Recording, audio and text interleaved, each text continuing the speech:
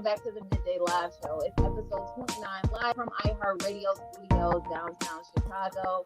And I have Steve Stylez with me, of course, like always. We got Jarrell on the way, okay? And we got Danny Royce, our first special guest of the day. Hey, what's good, everybody? What's good? In the house. I'm feeling great. I'm feeling blessed. Woke up this morning. You know, not a lot of people had the opportunity. Exactly. So, yeah, we're here. Thank you for having me. Man, I'm doing good, man. Feeling most righteous today. You know, I'm feeling like I'm Most on my righteous. like a leadership role. I feel like I'm ready to lead and take people to the promised land. So if you like going to the promised land, hit the like button. Can I get an amen? Taking us to church this morning. Here we go. We need the wake up and the what's it called? The inspirational message that gets me waking up, you know? Yeah. He'll be there. All right. He's gonna come with it, right? No, he always comes correct. No. Yeah. Time is a different story. You know, that's a whole other thing, you know. That is 86,900 seconds. It's cool. Feel me? And people aren't late, you know. People move at their own pace. You're at your own time. Yeah. Now if you missed the bus, you know, at a certain time because you were supposed to be there, then hey, that happens, you know. You gotta wait for the next missed one. The bus, or job, you know, you wait for the job, you know.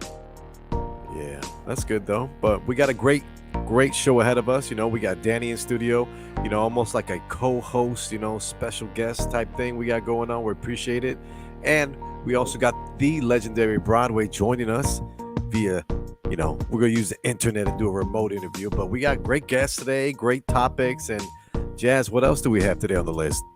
Well, we always have your weather report, definitely letting us know how this Chicago weather is always going up and down and up and down and round. But, you know, it is what it is. Steve be on his like WG and ABC stuff. Oh, you know, it's very professional. We definitely let y'all know how it's going to feel outside, and we do it in a professional way, you know? Oh, yeah, definitely. That's what we do here, only on the Midday Live Show, Fridays from 12 to 2. And that's CTS or CST. How do you say it? Central Time? CST. There you go. CST. Central Standard Time. There you go. But yeah, we got the weather report. We got Bussin' or Disgusting. Can't wait to tell Danny about that one. That sounds fun. I'm excited for that one. It's definitely fun. And we got the top 5, like always, with OT Genasis. We're taking it back today. Cut it. You need to cut it. Cut it. I put a curveball in there too. He made this one song called No Tomorrow. If you ever heard that one, he slaps. He just kills it. It's a good beat. Anyway, stay tuned. We got a great show lined up ahead of us. And what's next? Absolutely. Well, first up, I want to start with a discussion. Let's do it. So I want to ask y'all, did y'all hear about how Keisha Cole and Antonio Brown broke up this week? I heard what via Zach Instagram. said. I did hear about it. Give us the tea. What's the tea? So the tea is, you know, he puts up this video and he's pretty much just like, hold on, because I wrote it down. I wanted to know exactly what he said. He said, gotta keep a player. I don't want you no more. You ain't pimping until you hit an R&B diva. Whoa. Yeah. And then it was pretty much just like, we're done. You know, thanks. Peace. Yeah, he didn't have to be so public about it. Come on now, you know, you ain't got to, like, if you a G, you know, I've made my mistakes, but no one knows about it, and that's how I like to keep it. So he can learn from me, Antonio, AB. But he a pimp, though. Bro, I know there's other prerequisites per se to that becoming a pimp. You need the notoriety, the attention, but my man, keep it G. You know the bro code. You know, you don't say, you don't tell, nothing ever happened, bro. Just keep it cool, keep it pushing. Yeah, I saw on Twitter, like, everybody was talking about why did Keisha, you know, let this go on? Because it said that she talked to him and he was like, well, do you want me to take it down? And she was like, no, it's fine. Like, it's okay. I just wish you wouldn't have said that like that. But then later she's like, no, that was disrespectful. I should have told him not to do that, take it down. Right. But everybody was like, where is the I should have cheated, Keisha? Like, what happened to that? Where is that? What happened to her? That Keisha's no longer here. Obviously not. Like, I was appalled. Like, you know the response. You heard Zach Boog's response to that too, right? No, what did he say? He said that Keisha is gone out that's the Keisha with the gap between her teeth. That Keisha got her teeth fake, and she's a different woman now. She is all well put together, collected, rising above it. And I'm like, all right, you applaud the patience, but yeah, we missed that. Come on, we know her from previous reality TV shows and her appearances on other shows. She's the one that's gonna be boisterous. She's gonna communicate. Definitely, she will. Yeah, but it's just like, ma'am, you can't just be letting people just respect you like that. You're Keisha Cole. Exactly.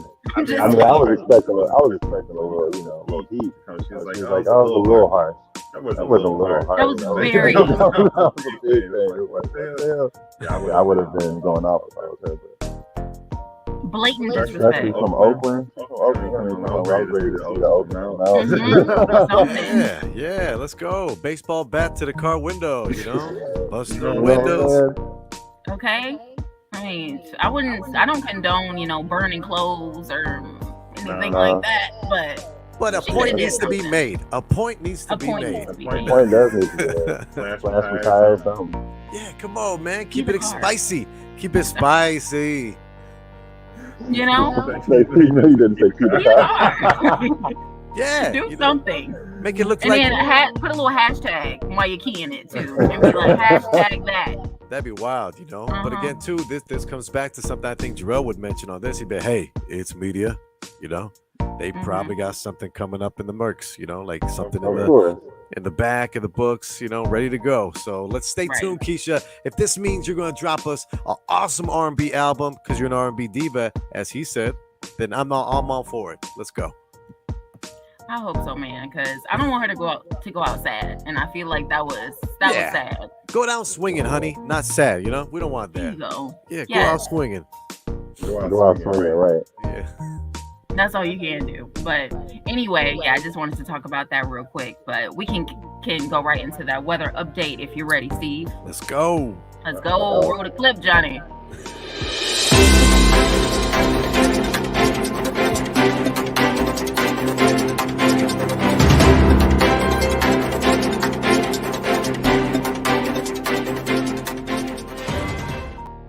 What's good? What's good? All right, hold on. I missed. What happened? Oh my gosh.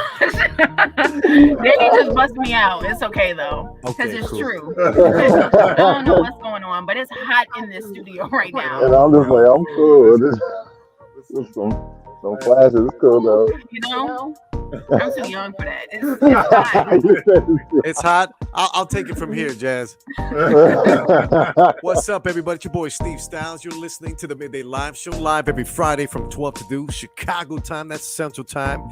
If you're out west, out east, up north, up south, tune in regardless because we got a crazy show ahead of us. It's currently 84 degrees here in the beautiful city of Chicago. It's partly cloudy. We got thunderstorms though, right around 6 p.m. So when that traffic hits, the rain's going to be coming. So if you want to be prepared, get yourself gear like what I'm wearing, some cool ass young street gear that can handle all types of weather, especially here in Chicago. And that's your weather report. Back to you guys. Thank you for that. See, that's why it's hot.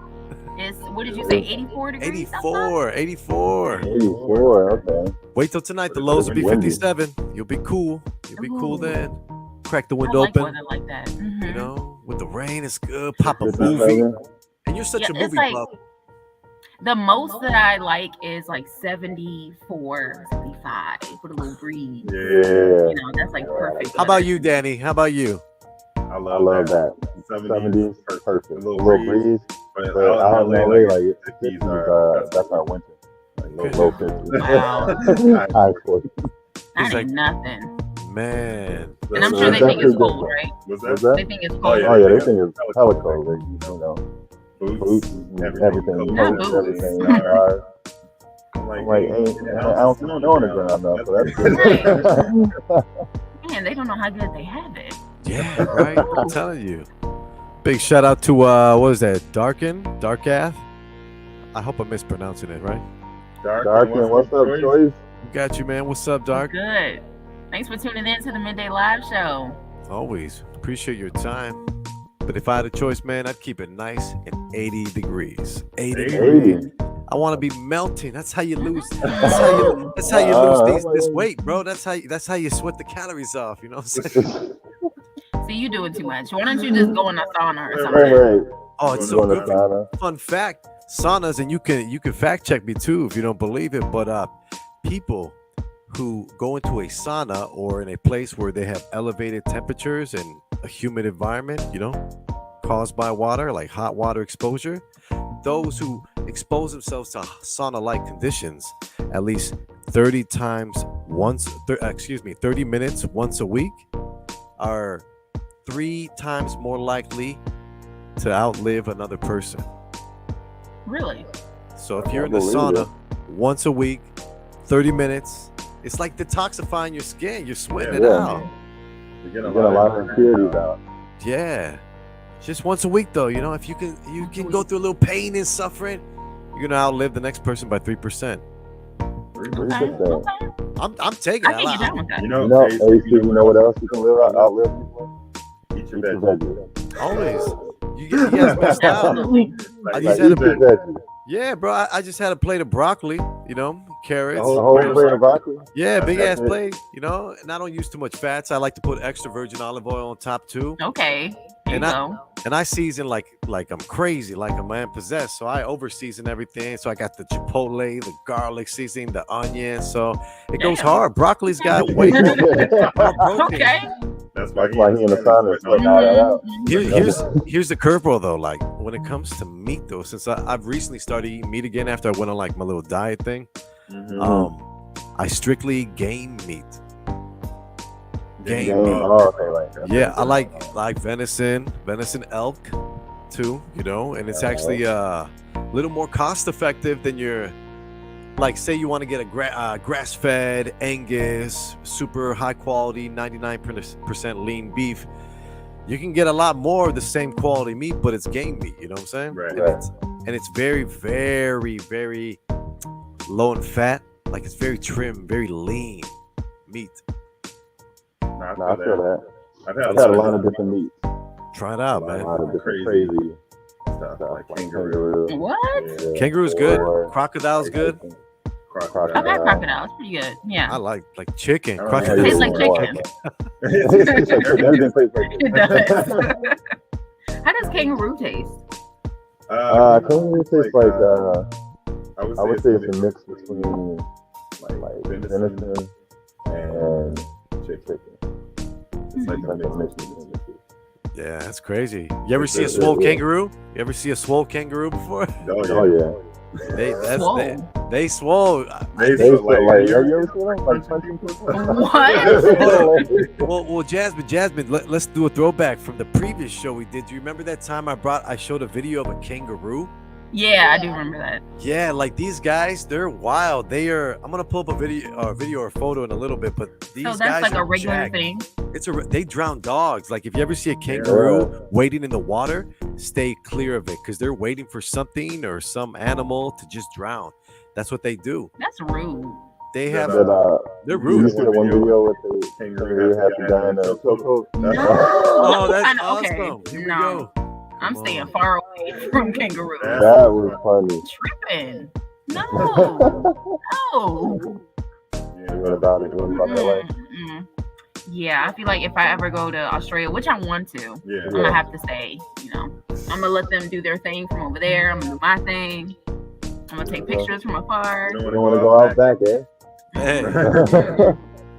I can't do it because they sound mean, honestly. Yeah, I don't really eat meat anymore. Most of it's just good. Okay. Real clean. I was vegan for like 4 years. Hey, a big applause to you, man. That's amazing. Right? It's the time I'm off. Oh Lord, what is this? Man punches kangaroo defending his dog. Thug life. I would do the same thing. Oh yeah. As Greg runs in, we realise this could get dangerous. You got it.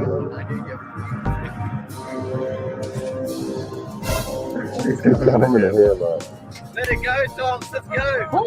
Down the dogs. Oh my God. I first did we all saw the stands, right, on the kangaroo? Like, he was ready to go. Like, he was like, what's up? He said, "Buck." So I was Feeling reading. froggy than jump. Yeah, right. I was reading the comments below, and it said like a couple guys like, "Hey, yeah, we're actually zookeepers in Australia." And like, he was in the position ready to kick, like lean back on his tail and kick his hind legs. If he didn't take the initiative and punch him immediately, that kangaroo would have knocked him like 3-4 feet. Their kick can kill you, shatter your bones internally, and then you're like, and you know the nearest hospital is out back, you know, or way up there, you know. So you like in a bumpy Jeep with no doors for 2 hours, and you're probably gone by then, bro. Yeah, kangaroos are local, man. How did we get here? How did we get to kangaroo?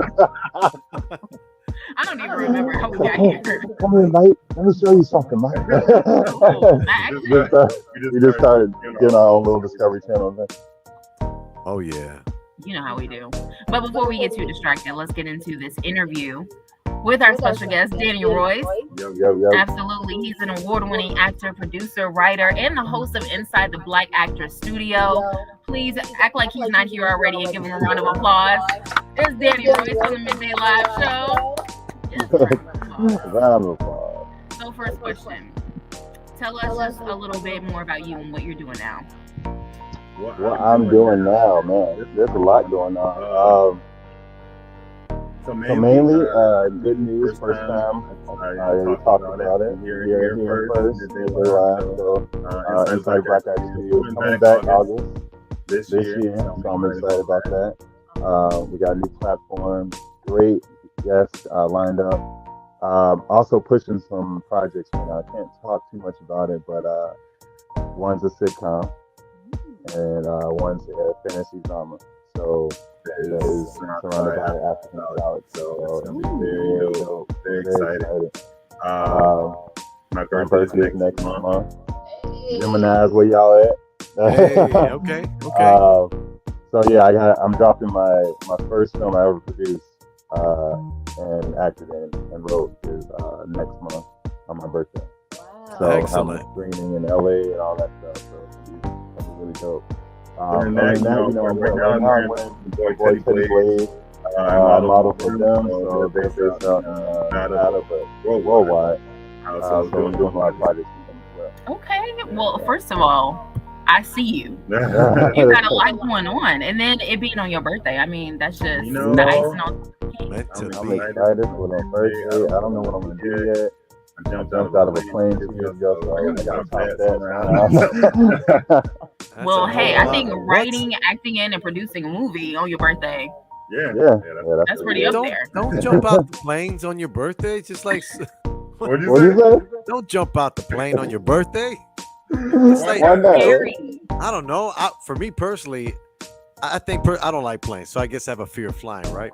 So for me, if I were to go jump out of a plane on my birthday, that's like ass backwards in my eyes. That means like, bro, like it's like I'm kind of like speeding up my ending. I'm like, all right, here we go. Well, you know, I came out the same day. You're gonna be like, all right, about this time, you know.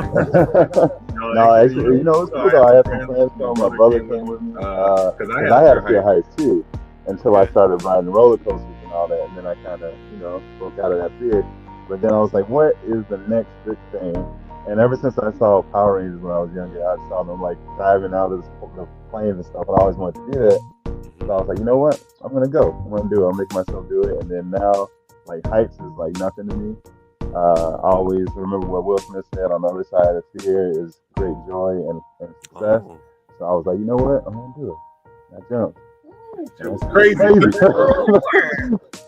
Oh my God. I don't know if I'm ever going to be able to do it. I kind of want to, but at the same time, I'm like, I don't know. Because I get like jelly knees when I like look down. I'm not afraid of heights, but it's like I get jelly knees. So it's like, I have like this whole jelly knees. I love that. You know what? It's like, it's different because it's not like that feeling that you get when you're in a roller coaster. You know, that gut feeling. That's what I hate. It's just like you're gliding through the air. Yeah. just gliding through the air like a bird. Like a bird. But I'm a human. And I was like, wait, let me get this right. You're gonna jump out of a perfectly good plane. I said, yeah. Right? No, because I like to how you're like, well, I was afraid of heights. I just roller coasters first, and then I was cool, and then jump out of plane. Yeah. Next best thing. I think there's a learning curve there, right? I think. Right.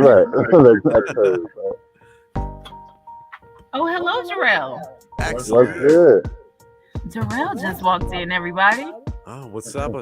Cue the round of applause. Wherever, right? It's Gemini season. There we go. It is. Hey, we got two. You're a Gemini, right? Yeah. 2 Geminis in the house. Yeah. Okay. Oh, who else is the other one? Oh, damn. Gemini 20. When's your birthday? June 10. 15 right here. All right. Oh, we don't say all that. No, I was playing 90. 90 baby, that's it. Period. Okay, so back to the questions. Was there a moment in your life where you kind of knew, like, I want to be an actor, I want to be an entertainer, that you can, like, remember or tell us about? No, I was born. No, but for real though, like, it did be like that. I always joke around. I say, like, I was born an actor, a performer, because I was late for one when I was born. I was supposed to be born like in May, and two, they thought I was gonna be a girl. So I came out and I was like, hey, yeah. Like, oh, that's not a girl. I was acting since I was born, but honestly, the first thing I ever wanted to do was directing. I remember doing the research thing, project when I was third grade, and just looking at Steve Stylez Midday, Spike Lee, and it's really just digging into them and figuring out media and film. Then I got into modeling, and then I got into stage theater. Which is just dope experience, just being in front of everybody. Yeah. There's no cut, and start over. Everything's on your feet. And then since then, I found a love for food as well. I went to culinary school and worked for great restaurants and great chefs around the world, but it was always coming back. I just came back to my love and passion for creating something that I feel like can move people, something that people can relate to, telling a story. I've always been a storyteller, even my action figures when I was little to now, it's always been in me. So. Would you think that's like part of your personal why, like leaving a positive impact on people? For sure. Yeah, my what I always say, like, my big motto is born to inspire, and I feel like if you're not motivating or inspiring people, like, what do you do? True. Because everybody's got a struggle. Everybody's got things that they're going through. So if you can see someone getting through it, that's why it's so important for inclusivity and diversity on the screen. And I'm glad that we're in a place right now where that's becoming amazing. Like, with disabilities and the LGBT and like just people of color. Right. Like, that part. Growing up, you didn't see many people looking like on the TV and lead roles. You had your one person with Denzel. He was in every movie. Right. And it's like, what about me? What about someone that's not like Denzel? So I really, that's really important to me too, and that's what brings on my sitcom that I've created and that's in the work right now. Pre-production. It deals with inclusivity. Dope. Love to see it, especially the inclusivity part. So as you said, that's been a problem since way before. It's been a long time. So we appreciate that you're like contributing to bringing more of that to everybody's eyes and ears. That's amazing. Oh yeah. Steve? Yeah, definitely. When did you know you had to start taking acting more seriously? At what age, or was there an event, or were you kind of put in a position? Like when did you start taking this more seriously, treating this as a career? So that was about, I I would say 6 years ago. When I moved to LA. Before I was doing acting, I was doing like plays, you know, there, every now and then. But it was when I got to LA and I got cast for my first feature film in LA, which was shot in Alaska. 3.5 years. Alaska? What? Yeah. Right? And that was my first time in Alaska, right? And so it was during summer solstice. So it was like I moved to LA in June. Like later that month is when I booked that movie. And so we went there, and the sun never set, like in Alaska during this time. It goes down to like the horizon at 11 p.m. and it comes back up at 5 a.m. Like it was crazy. It was light all the time. And so that's when I really had to like. I'm like, okay, well, somebody's willing to pay me to go here to shoot this film that they trust me with, you know, as a lead to carry this film. And so it was that moment where I was like, this is for real. Like you can do this, you keep going. Yeah. Of course, the road's hard as hell, you know, and it's gonna be many bumps and bruises and hurts, all that stuff. But excellent. At the end of the day, I have a mission. And my mission on this thing is to bring this character to life and to captivate the audience and to really bring them in, let them relate. It's all about relativity. You know, you watch somebody on the screen and you can't relate to either the story or some of the characters, and you kind of fall out of it. And so our job is to bring you in there, let you live the world. And so, I think that was the moment when I was like, okay, I gotta take this a lot seriously. And not that I didn't want to first, but I was like, all right, I got a lot of people count on me. And that budget, like money is time money. Yeah, it could do it. That's the hero's journey. My last question for you too, Danny, and then I'll pass it over to Jarrell. Being an actor, there's so many things that you have to do. You know, you have to be more disciplined with your time, with your scheduling. You have to be literate. Like you have to study your literature and watch video and study others, like film. You know, and there's so much that goes into being an actor. I'm curious about the diet part, because we were talking on it off air a little bit about how important what you eat affects how you perform. Yeah. Could you maybe give us a few pointers on how you are noticing that with your change in diet, you are performing better as an actor? For sure. I would say first off, we need all types of actors, right? We need heavy, small, skinny, big. You know, we need all types of actors. That's all types of people, right? Yep. But I found out that, you know, when my diet, changing my diet to a more healthier, balanced diet is crucial, because not only does it provide clarity so you can remember your lines and quicker pace. Granted, you know, some actors, especially like last week, I had like 6 auditions in 1 week. So that's a lot of memorization. That's a lot of breaking down. And if you're not clear in your mind, in your headspace, then it's going to be very hard for you. It's going to be a long journey. And just on the physical aspect too. You know, you're on set sometimes 12, 18 hours. And if you're not physically able to do that, then again, you're going to run into some trouble.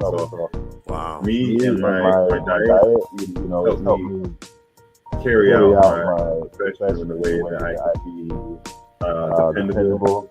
And actually, I haven't like taken a lot, like honestly. And I'll be staying on my like scene. Elderberry, that's a lot of stuff I do. I don't like taking pills. I don't like. I'm very holistic when it comes to that. Natural. And so like that's important to me. And so I feel like, especially with action, like if I'm doing like stunts or anything like that, you know. And I've been acting all my life, so it's one of those things where it's my lifestyle. You know. Wow, great. Thank you. Of course, thank you. Just drop gems. That was a great question, by the way.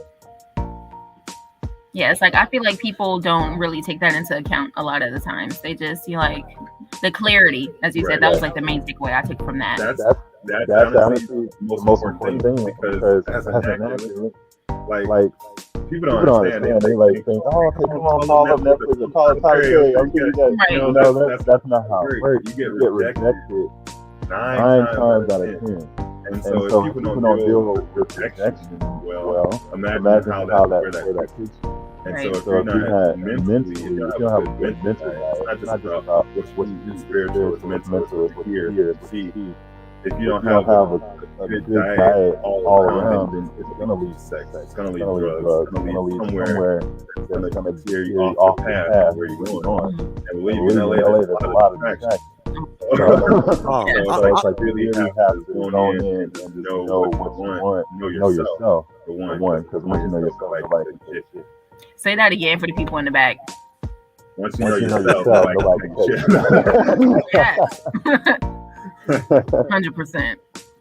Jarrell, you got some questions for Danny? Gemini brother. I'm enjoying the show. LA, bro.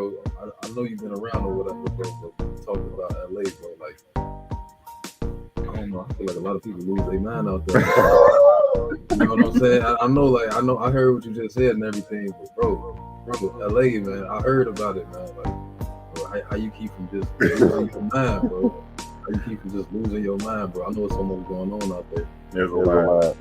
Yeah, I feel you. Being grounded. Being grounded is very important. Very spiritual. So I call my Heavenly Father. It's hard though, because sometimes you do get into like this space where it's like, okay, well, things aren't going the way you wanted to, or you're constantly getting bombarded by different things, like people trying to get stuff from you, different intentions and all that stuff. And that's why I was saying it's so important to know who you are as a person and what you're willing to do and what you're not to do. You know? Yeah. I know LA is like the city when it comes to the film, where you got like another city that you kind of like, all right, this is my love, this is my home. You know, honestly, Atlanta's becoming that. Yeah. I've been going to Atlanta a few times a year, business and stuff like that. And I forget her name, but another black woman just opened up another $1.5 million studio. So, you know, it's not just Perry down there. You know, Disney films, most majority of that stuff down there in Marvel. You think it's a big difference in like the people, like dealing with different type of people, different actors, just the vibe in general. Yeah, I mean, what's the difference in my mind? LA is like all the celebrities, and Atlanta is like that's the family. You know what I mean? Yeah. So like, tell me what your perspective is, bro. Yeah. Honestly, I would say LA is dope. Don't get me wrong. It's a beautiful city, and it's a lot of opportunity. You know, there's nowhere in the country you can sit at a restaurant, rub elbows with Queen Latifah. You know, it's just like, oh, she's there, and then you just drop a pitch. You know, but with that, a lot of people like keep up appearances and looks and things like that, which they lie to themselves and everybody else. So you get a lot of that pretentious kind of sugarcoat type stuff, which we don't play out here in Chicago. Okay. So you know, I had to deal with that. One, which I'm a good character, have a different like character, so I can tell kind of like what people's vibes are. But then you have Atlanta, which is like you said, it's more like family, it's more like they're real, but at the same time professional, and it's starting to get to the point where they know what they bring to the table. If that makes sense. It's like they know that we're not as good as LA to that point yet, but we got some stuff happening here. And so now you're starting to see people like realizing that and owning that, and then that's how all these productions are going on down. Because you know you got the tax write-off too, but not just that, you got land. You know, you got all these resources. So, but that's kind of like. That's becoming my little special place. You sound like a veteran, bro. Like, you've been here for a while, man. My soul's been here for a while. You still get nervous when it's screening day? Not really. I think it's more of like a I want to know what they think. You know, kind of anxious type thing. It's not more of like a nervous thing anymore. Even with all this, like I passed the nervousness because it's like, again, once you know what you can bring to the table and you know what you're worth, it's like, okay, you either take it or you don't. That part. And that's the headset you got to get into, because a lot of actors, they'll be like, get into their heads and like, God, I should have did this different. They didn't like this. Honestly, you cannot book a part for so many reasons. Your talent could be amazing, but you're too short. Your hair is brown. You look like my ex-girlfriend, boyfriend. You know, that's what the cast was thinking. Anything, I'm telling you, that's usually like the producer told me, the cast was like, yeah. They look like her ex-boyfriend. That got to be heartbreaking. It got to be, but you don't know. You just get to know. You don't know why. I'm just thinking of somebody from like an ex-athlete situation. You know, in the athlete world, if you better than the person in front of you, you win. You know what I'm saying? It's a very competitive nature. But now you coming into a situation where you can be better than the person in front of you and still lose. Exactly. And there's nothing you can do about it, man. Yeah. That's rough, especially people like us coming from that athlete background. Yeah. It's like, if I outwork you, I'll win. You know what I'm saying? Like, man. And that's why it's so hard to understand. Like, they think it's, okay, you just go through auditions, but no, it's like on the mental. It's like you trying so hard. It's like me, especially, bro. Because sometimes when you getting overlooked. Right. You know what I'm saying? And you know it. You looking at the person in front of you going, this ain't right. You know what I'm saying? This ain't right, but I done been there too, bro. Yeah. It's funny about that. I think the last project I was telling you about my first one in LA. I was reading the breakdown, and it said, a guy, his dad, and his brother, blah, white, this and so, I really, it was really green of me. I was like, I'm not going to do this, blah, blah. And so I auditioned, whatever, and they brought back the callback. They ended up changing the roles where it was me, and then his brother, they ended up changing to his best friend. And then they ended up casting another black guy, my brother. So they changed the whole dynamic of the story. And so that was really dope because he was one of the directors that will always come to mind that said, I want to tell the story. I don't care about who's who, black, white, brown, whatever. I just want to tell the best story. And you gave the best performance, so we worked around that. And so I was speechless after that. I was like, that exists? Y'all do that? You're the only person I ever met in my life that's mental laughing. Were you in Anchorage? A little bit, but we were a little bit in Anchorage, but we were like out there. T9, we were like place called something else. I forgot the other place, but it was like T9. We were out. Yeah. I'm talking like Moose. Everything to kill you, Black Bears. Is it okay? So now I got it. Like, is it a lot of us in last? Now you know good. I kind of knew, and that's what kind of like. This is cool. My man, bro. It's like, all right, like it's not a lot of us. No. Like a few of us. I know it's like a family. We stick together. Oh yeah. It's almost like we at a college university. Right? That's super. We got to stick together. And most of them would you recommend them, like, us taking a trip out there? Hell yeah. Yeah, I would definitely say it's beautiful. Go like around now, like June, July, August. Because once you get, it's cold. I want to see the sun not go down. Yeah, right now is when it starts. Yeah. You're going to get active. Hey, I do what I do. You do what you do, right? I mean, imagine at 3 a.m. and it looks like it's 7 p.m. That's crazy. It dark all day like that too? It does. In the winter, they get all like start. And that's why, I mean, it's morbid, but it's like the percentage of like suicide and alcoholism and all that stuff is really high because the weather affects it. So. Yeah, we appreciate you for making some good movies. You gotta sit in the house when it's nighttime. Right, there you go. It's on the watch. And drink. Yes, sir. Exactly. Yeah. So, last question before we wrap this up, and we can go more into some fun stuff with the show. I know you say you have some projects coming up. I know you can't say too much, but just whatever you can, let our audience know a little bit more about, and then just tell them where to follow you, where they can check out stuff that's out now. So I got three projects in the way. So like I said, one's the sitcom. And I will tell you that it's a biracial family sitcom. and it's going to bring out a lot of different topics of discussion that are kind of taboo in the Latino and Black culture community. So that's going to be fun. It's going to be present, but also so we actually have a big meeting next week. I can't say with who, but looking to get the attached.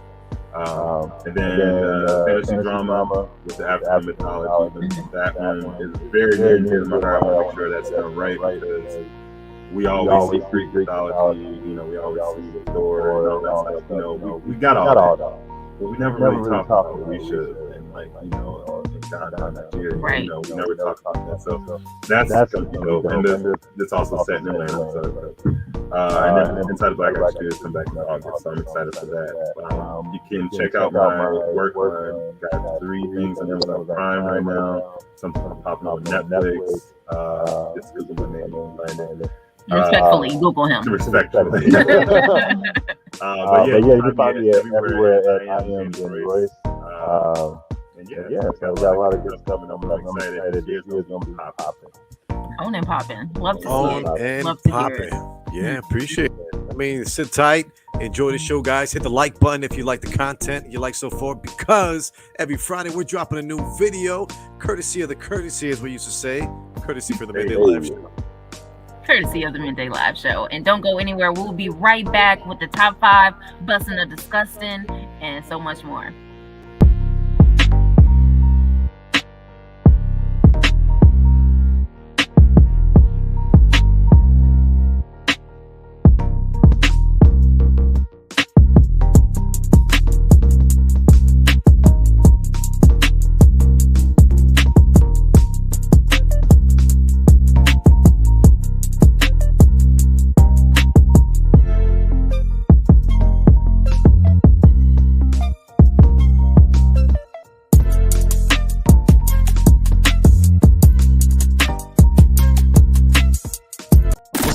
It's the nastiest DJ in Chicago, DJ Spoil Milk, and you're listening to the one and only Midday Live Show with Steve Stylez, Jasmine Fierce, and my boy Jarrell.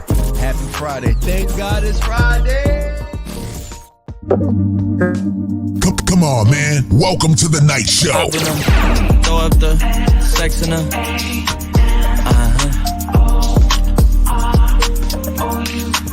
And I can put you in. Come on, man. Welcome to the night show. What up? It's Mix Mondays. With your boy Steve Stylez from the Midday Live Show. You know I'm dropping a new mix every Monday, so stay locked in. Scratched $1 million off my checklist 3 years ago. I got a little bitch from the hood. I call her gang. She'll play with that bitch.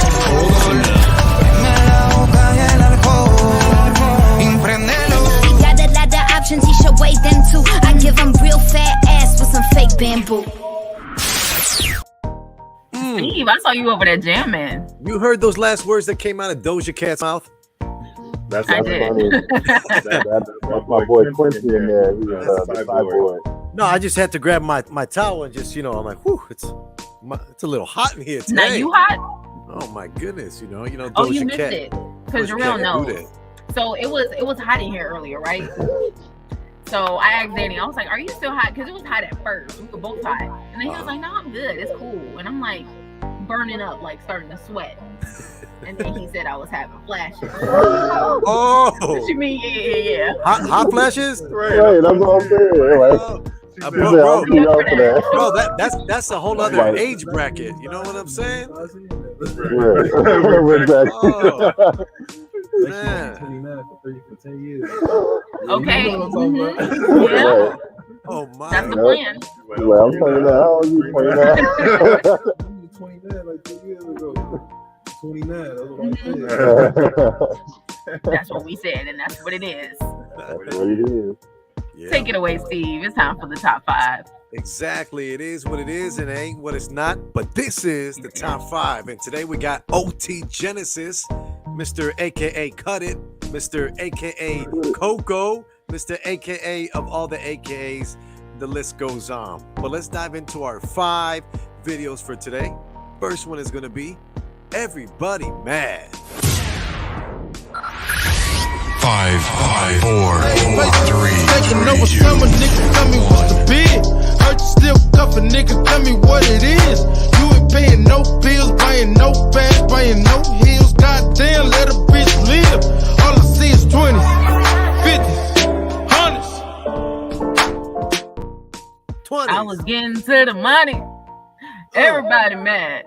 Yes. Okay. Everybody mad. That's right. Danny, where can we get you on Instagram? Where can they follow you on Instagram? I am Danny Royce. All right, you heard it first. Back to the top 5 with another great song from OT Genasis. We got Push It. 5, 4, 3, 2, 1. Push it. Go get the money, go get the money. Go get the money, go get the money. Go get the money, go get the money. Go get the money, go get the money. Push it. I love how you can say 2 words like for like a whole chorus and it'd be lit. So you know, when I'm grabbing these videos, I gotta go grab the audio. You know, I try to pick out the best, 7 to 10 seconds, that summarize the song in my opinion. You know, that last song, Push It, not too many words throughout the entire song to just select from. But it's solid. But he knows how to do it and he's doing it well. Here's one of my favorites. We got Cut It. 5, 4, 3, 2, 1. Cut it. Them bricks is way too high, you need to cut it. Your price is way too high, you need to cut it. Running through bands on the regular. Hitting my plug on the cellular. Tell my ex-bitch that I'm sorry. My bad. That's what happens, bro. When your prices get too high, you need to cut it. Okay. Yeah. Next one Or on the not. list. Or not. Take it or leave it. We'll see what's up with inflation. Everything's going up, right? Okay. We'll see what's up. But next on the list, we have another one, a 4-letter word that really sums up this guy's career. Coco. Actually, one of his songs that I believe it went platinum, right? Oh, snap. Coco. 5, 4, 3, Baking 2, soda, I got baking soda. Whip it through the glass, nigga. I'm blowing money fast, nigga.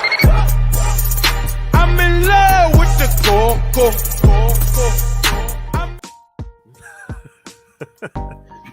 Why was he so like aggressive about having baking soda? That was my thing. He was real.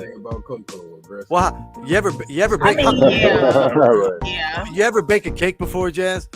I have not. No. Never? All right. Have you ever baked like some brownies before? With a little mix that you buy. Yeah. Okay, cool. And in the mix, they say you just gotta add 2 eggs to it, right? And you good? Mm-hmm. Cool. Imagine that you get like 2 million eggs. That's what he's celebrating. He got baking soda. He got more eggs. It's gonna help the recipe. All right. Okay. I feel that. I feel the enthusiasm. I love it. Yeah, absolutely. And then the last song on the list, we have No Tomorrow featuring Belly. And I believe that beat was produced by Afrojack, I think. Or he was a part of the engineering process. But it's a different song. But I love it. It's called No Tomorrow. 5, 4, 3,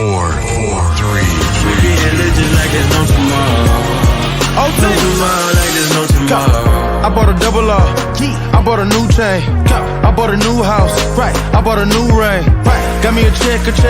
I'm feeling so cool, man. Cool. All of these rappers wishing they me, but in these school. I think those are the most amount of words I've heard OT Genasis say, like ever. I see him. Okay. No Tomorrow, you said it's called? Yeah, No Tomorrow. It's a great song. Okay. It's a good song. Slaps, yeah. He does like sentences and stuff, low-key. It's crazy. Wow. We're not hating. We're just saying, he can get a lot done with a few words. This is true. Yeah. So he's efficient, if anything, right? Yeah, Awesome. But what do we got next on the Midday Live Show? One of our favorite segments, Is It Bussin'? or disgusting. So yeah, let me give you a quick little summary of this. So this is a segment where we find like a crazy food combination and we decide, I already know you know this lingo term, bussin', Chicago thing. For the people that don't, it's lovely, it's delicious, it's great, it's tasty. We're delectable, you know, that's bussin'. Or disgusting if it's just plain out nasty. So this time we got a few to go through. I found this little photo online. And we're going to decide first. Peanut butter and pickles. Is it bussin' or disgusting, Danny? Disgusting. Is it bussin' or disgusting, Jarrell? So you've had this combination. So it's bussin'.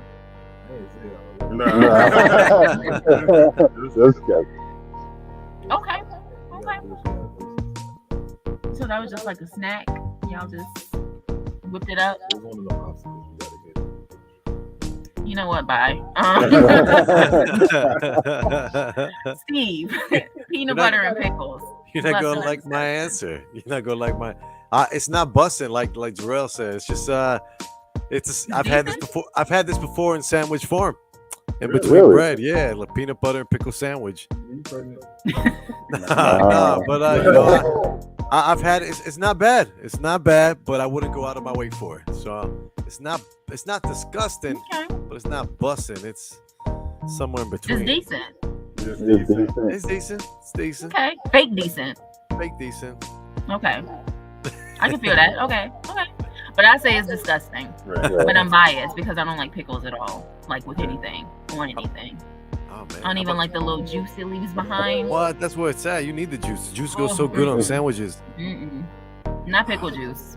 No, thank you. No, ma'am. No ham. I used to take it. I don't peanut butter. I love peanut butter. That's how I feel about chocolate covered strawberries. I love chocolate, but I don't like strawberries. So I feel like it's a little disrespect to the chocolate.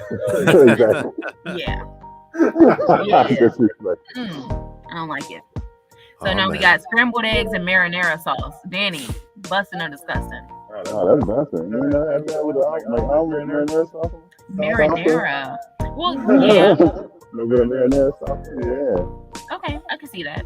Whoa. Just a no for you, Jarrell. Ketchup. Well, that wasn't an option. Yeah. 100%. Oh, see, I hate marinara mozzarella. Blue cheese. Yeah. Oh, that's crazy.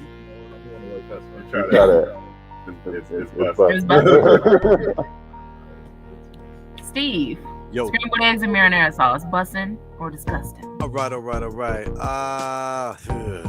I got too much in common with Jarrell right now because I'm thinking ketchup or hot sauce. Like, what else you put on scrambled eggs? Y'all really be putting ketchup on y'all eggs? Not anymore. The older I gotta start putting hot sauce. I learned. Yeah. I'm okay. I like the potatoes and hash browns. You get close to the eggs, you got the ketchup. Yeah, well, maybe marinara is just like, you know, fancy rich ketchup. You know what I'm saying? So I'm with it. You know. I'll say bussin'. I'm with Danny on this, and I'll try it. You know? Me too. Yeah, I say it's bussin'. Now we got Oreos and orange juice. Do you have to Who dip wants it to in? take that first? Yeah, a little dip. What? With the OJ. Okay, hold on. All right, there's orange juice and then there's orange drink. So we're orange juice, right? Orange juice, pure OJ. Yeah, no, disgusting. I couldn't. But then, like, no. Yeah, no. If you like use some Oreos and all you got is orange juice, I don't think. You know, like you just. Yes, nothing's gonna stop you if you're hungry. Right. It's sweet on sweet, like it's really different. Yeah. Oh yeah, no. Yeah. Anything else? I would say busting. I'm gonna go busting. If I seen somebody with some orange juice and Oreos, I'd be like, let me get I don't know. I don't think I can rock with it. It's messing with the chocolate again, you know? Yeah, you know, it throws. I know. I was gonna say, anyway. I'm the same dude that when I was younger, I used to put orange juice in my cereal. If I didn't have milk or water, I'd put in water. Or water and stuff if we didn't have milk. That's what Steve said he put orange juice in the cereal when he didn't have like milk or water. You be geeked in second grade. You like can't sit still. Oh my gosh! Like oh my god! That's a little much for me. Yeah, they're telling you. Imagine having like the oranges. For sure. I'm lucky. I grew up a little bit way back when, you know, in the '90s, where they like, oh, he's just hyper. We're gonna let him tap his leg 1,000 times per minute. let him do his thing. But what's next on the list? Olive oil drizzle with ice cream. Oh, that's something new I've never heard of. What? Olive oil drizzle. What? Let's say an ice cream. What else do you drizzle with olive oil? Like, a pan before you cook. Yeah, what are you supposed to do? Lettuce. Olive oil with tops. Salad, dressing. It's you know, honestly, because I've had ice cream made out of avocado oil. Yeah, it'd be good. It's like fried ice cream. You ever have fried ice cream? Yeah, avocado. Yeah. It tastes avocado. Yeah. So it's sweet. It's sweet, yeah. And it's smooth. It's like slow turn ice cream, but it's like avocado. Yeah. I mean, they got a lot of them. What's that? Isn't avocado? Yeah. You make vegetable flavor ice cream? Listen. I thought avocado's a fruit. LA got everything. No, really. Everything. I need to go shopping somewhere besides $50. I ain't never seen that. Go to TJ. Mariano's, yeah. See, we ain't got Mariano's in LA. I love Mariano's. So they get the wine selection. Mariano's do come in handy. They do. I got my card in my wallet right now. That's Hell yeah. Steve, did you say olive oil drizzle ice cream? Bussin' or disgusting? Bussin'. It's bussin'. It tastes just like fried ice cream. Yeah. Okay, I would try it. Y'all lying. Oh, y'all lying. I'll bring some ice cream and it was some olive oil. Do it. Do it. Yeah, make it good oil though. I gotta dribble it though. No, I want to see how he did it. How did you do it? Wait, hold on. Yeah, do that again. You said no, it wasn't. No, you're like this. Never seen no All of it. Drizzle.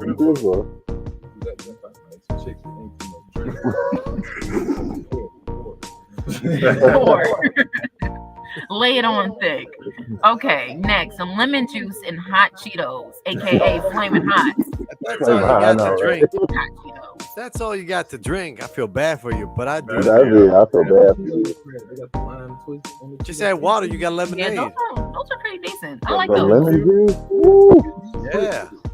You could Oh, dip yeah. Yeah, if you switch it, but you gotta drink it. That's what the story. No, I'm gonna say yes. I can't. Yeah. That's gonna keep that spiciness, the acidity. Man, you throw some sugar and some water and some ice in there, you feel me? Right. Lemonade. With some lemonade. Right. Then you good. That's like summertime in the city. You throw some cheese on there. Hey, it don't get too much better. Yeah. Oh, Jasmine knows all about that on Tuesday. Walking. Man, yeah, with some melted cheese and some meat in there. I'm with it. I'm with it. Let's do it. I know. Yeah. Tragic. That's inflation for you.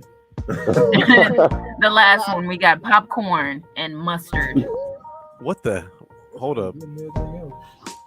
That sounds better than everything else.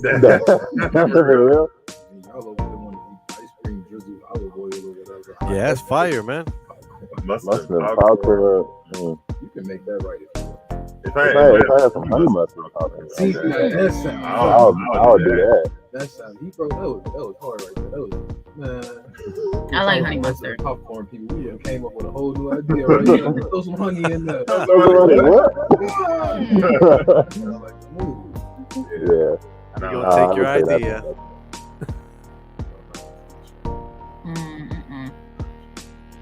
I'm gonna say the regular mustard with popcorn. That's disgusting. Right. Not feeling it. Yeah. What you think, Steve? Again, man, we gotta stop getting this if it's all I got attitude, because you know, if it's all I got no problem. I eat what I got, you know. I'm not a complainer, you know.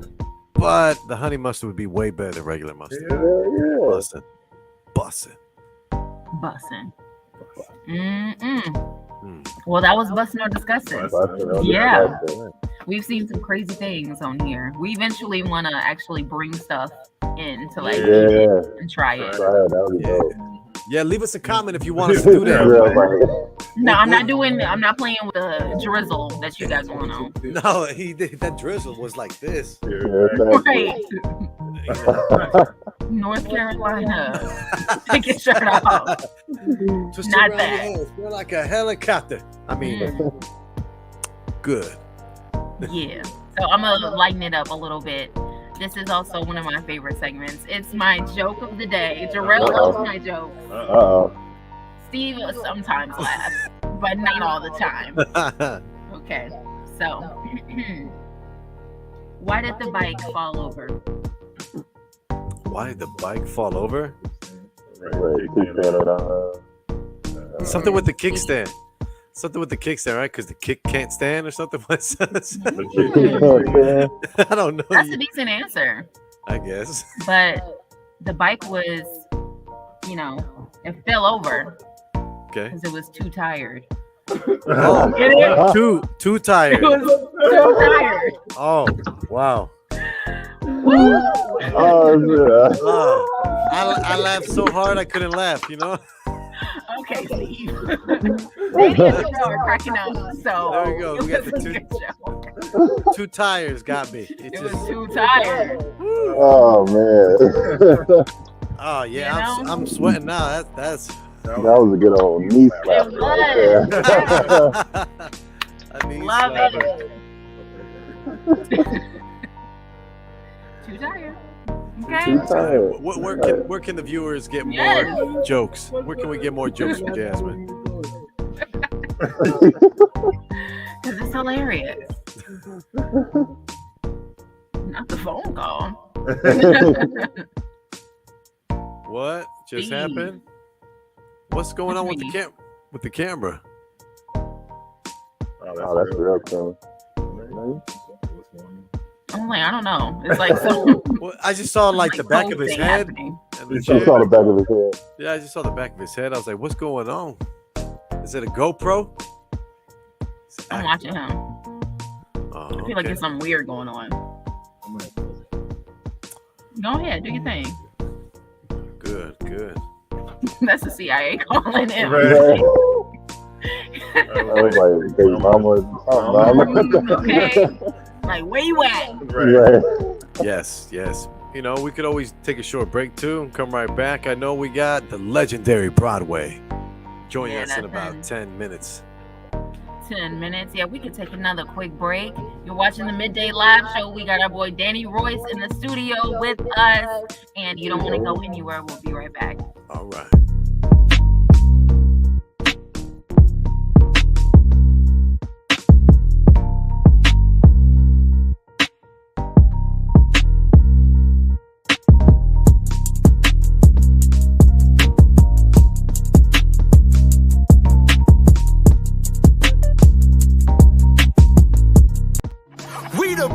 We're in the mix with Steve Stylez. Come on, man. Welcome to the night show. Body in motion, you got me sold, I'm focused, yeah.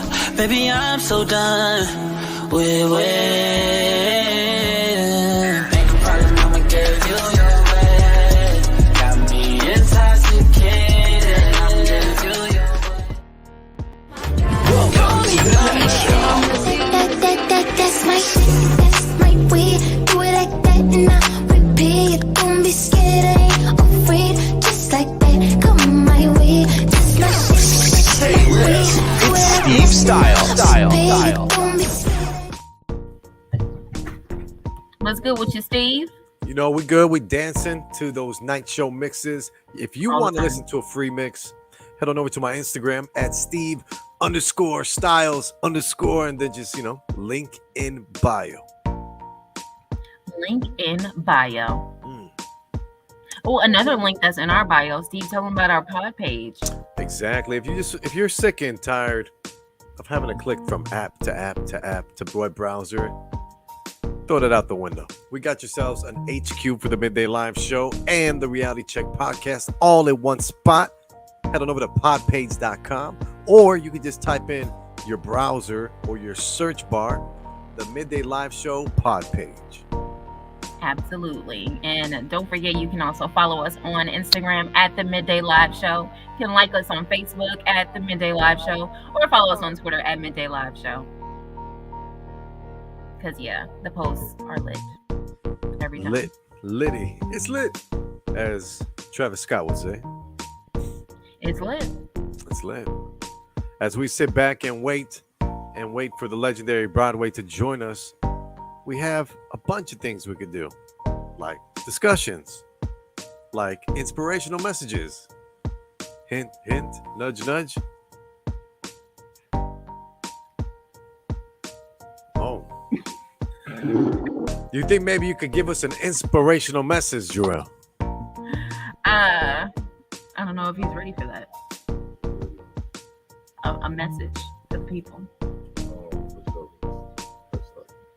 Okay, bet. You're just gonna go top of the dome.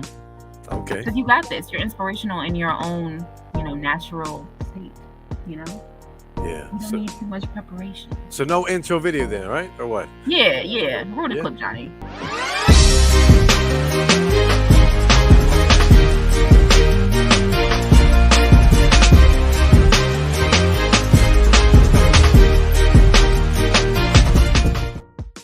What's cracking? You know the voice, you know the vibe. It's your boy Real back with the inspirational message of the day. You dig? I got something for y'all. Check it out, man. Inspirational message of the day. Get your stuff together. You see what I'm saying? Check it out, man. For a lot of us, it's really important to stay structured, stay organized, stay on top of your stuff. You know what I'm saying? Everybody want to progress forward, but there ain't no too much forward progression if you're not structured out, if you're not on top of what you got going on. On top of that, if you don't figure out what you got going on right now, and put it to the wayside, things get worse and worse. Sort of got problems is like an avalanche. It might start off small, but if you don't do something about it, get bigger and bigger, end up rolling you over. You see what I'm saying? So I was telling the inspirational message of the day: stay organized. You know what I'm saying? Stay structured. You know what I'm saying? Stay motivated. Stay on top of everything that you got going on in your life. Because I promise you, you let one thing go bad, another thing go bad, another thing go bad, another thing go bad. You know what I'm saying? But we don't keep, you know what I'm saying? We keep the rocks where they supposed to be. We ain't trying to cause no avalanches. You know what I'm saying? Like I said, inspirational message of the day: stay on top of your business. You know what I'm saying? Get your stuff together. See what I'm saying? That's what it is. Super Big J, inspirational message of the day. Boom. And that's what it is. Get your stuff together. Yeah, get it together, Genasis. We were hearing from Danny himself. To be a professional actor, one must get themselves together both physically and mentally, and I think we all can apply these same skills / virtues / values towards your everyday life. Because a person without any discipline is going to get lost, just searching for pleasure. Yep. Find your purpose. Find your purpose and walk in your purpose. Yeah. Yeah. RESBECT. I know. Find out what it means to me. We're still waiting on Legendary Broadway, but we could always play some tracks. We do have some great independent artists within the Midday Live Show collective. Jazz, are you up for it? Maybe play a song while we wait for him to join us. I got you. We will be right back after this song. Don't go anywhere. What's up, guys? It's the nastiest DJ in Chicago, DJ Spoiled Milk, and you're listening to the one and only Midday Live Show with Steve Stylez, Jasmine Fierce, and my boy Jarrell. Happy Friday. Thank God it's Friday.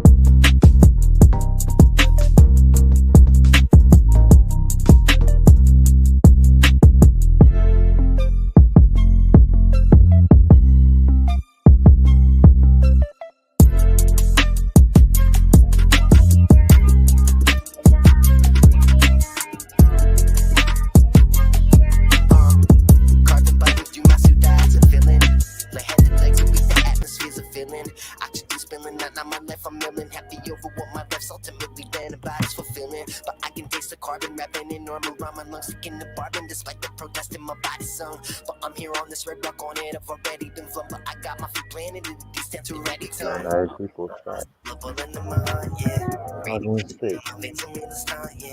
It reminds the bubble in the mind, yeah. Radiation in my veins, only the star, yeah. Bullet in my heart, yeah. My fancy on the star, yeah. Bullet in my heart, yeah. My fancy on the star, yeah. And I can breathe. This planet burns with toxic gas and abundantly from the cracks and surface to receive. Wearing the carbon dioxide now upon my sleeve, and angrily I resent being here and I cannot wait to leave. Circle back again, searching the desolate desert for a hand of man, and I'm the head of cert, a dominant plan, but I gotta remain with greater mission to end. I ain't nothing to stand for, breaking my brakes now when I won't demand. Yeah. Radiation in my veins, so star, yeah. You're a monster, a woman in my heart, yeah. Radiation in my veins, so star, yeah. You're a monster, bubble in the mind, yeah. Radiation in my veins, only the star, yeah. You're a monster, bubble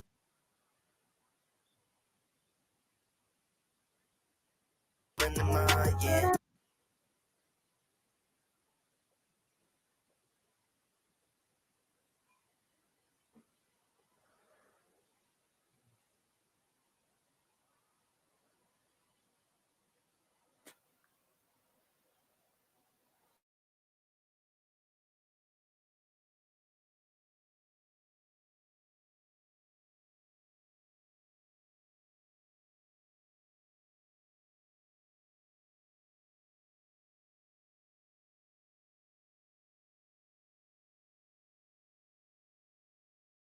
Radiation in my veins, only the star, yeah. Bullet in my heart, yeah. My fancy on the star, yeah. Bullet in my heart, yeah. Fancy on the star, yeah.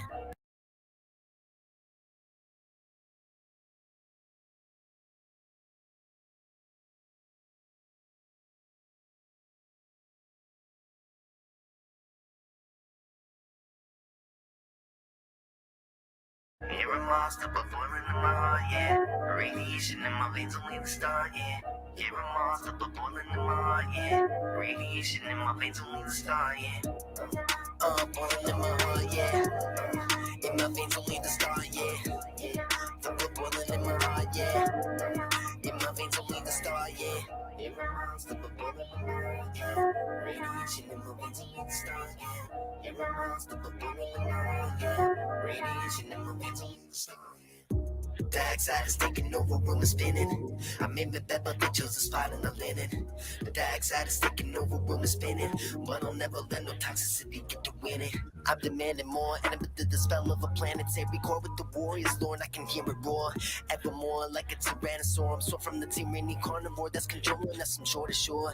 Now I'm gonna run from the carbon dioxide, ain't gonna live cause the foxide and trees, yeah, any up there. So we see the birds and the bees, embedded them with these, no interest in succumbing to seas. I'm a captain this season, all seasons do deafening, please. Dioxide is taking over, room is spinning. I'm in the bed, but they chose a spot in the linen. Dioxide is taking over, room is spinning. But I'll never let no toxicity get to winning. Dioxide is taking over, room is spinning. I'm in the bed, but they chose a spot in the linen. Dioxide is taking over, room is spinning. But I'll never let no toxicity get to winning.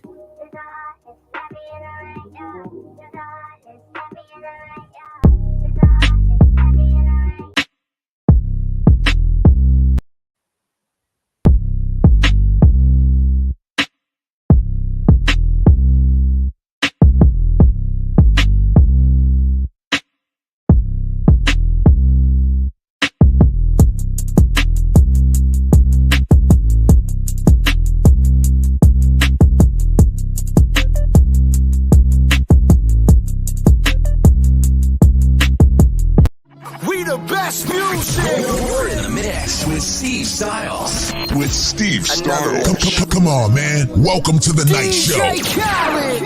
Body in motion, you got me so damn focused, yeah. Baby, I'm so done with waiting. Ain't no problem, I'ma give you your way. Got me intoxicated, I'ma give you your way.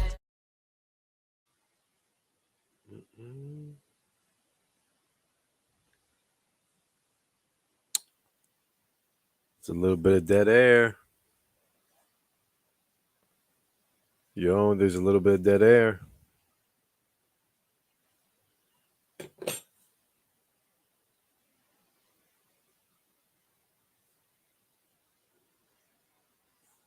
All right, guys. Well, I guess we're having some sort of technical difficulties at the moment, but as we wait for everybody to join us, it's my pleasure, to really introduce our next guest.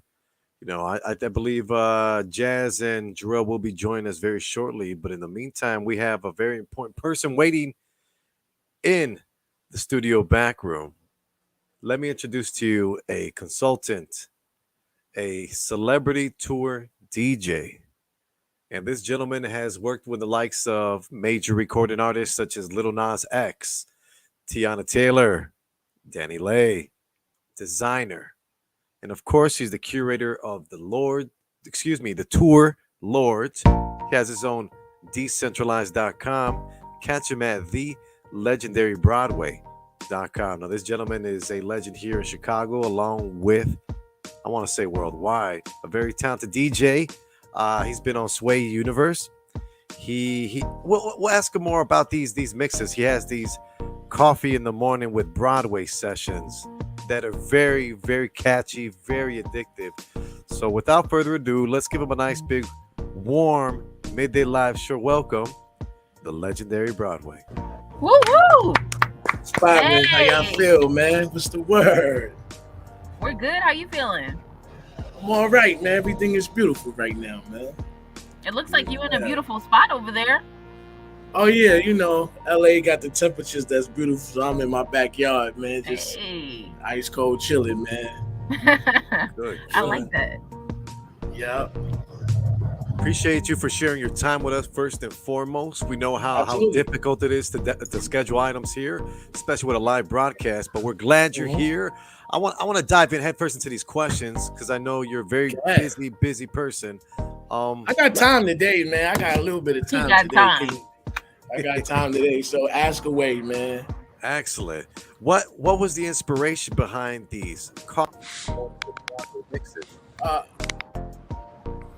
Man. Well, the pandemic. Well, I was doing them. Where should I start? It really started in Chicago. Because I was living in LA, and when the pandemic happened, I moved back to Chicago quietly. You know what I'm saying? I was in the city quietly, and I wasn't used to being in a house. You know what I'm saying? Like, my life is pretty much on the road.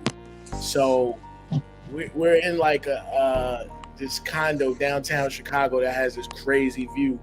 Me and my brother Anthony, and we got this crazy view. And so we had this long island in the kitchen that you could see like the Chicago skyline. So my friend DJ Mateo, he has Industry Mondays over there at the chill spot. Mateo, I didn't have any oddly enough, I didn't have any turntables in Chicago. So I think he gave me a controller, and I always have my music with me in my laptop. So I just started recording myself DJing to kill time, you know what I'm saying? Because I was really perplexed on what to do with myself being home so much, and I started just doing what I normally always do is practice. I practice heavily, and I just started recording it, and then Facebook and Instagram, they don't let DJs pretty much DJ on there too long without clipping it. So I was DJing. I had this segment I was doing called a Love Lounge, and it was a lot of people tuned in. I was just playing slow jams at night. The women were calling in, couples were calling in. They were just like, I would tell everybody, get some Merlot, get your favorite thing to do, and we just going to vibe out. So I moved back to LA maybe like 7 months ago. Like after I got off the tour with Teyana, I moved back to LA, got married, and I was still bored. Congratulations, big step. Thank you. And so I was still bored. Like it was like the world in our industry, it's not open. So,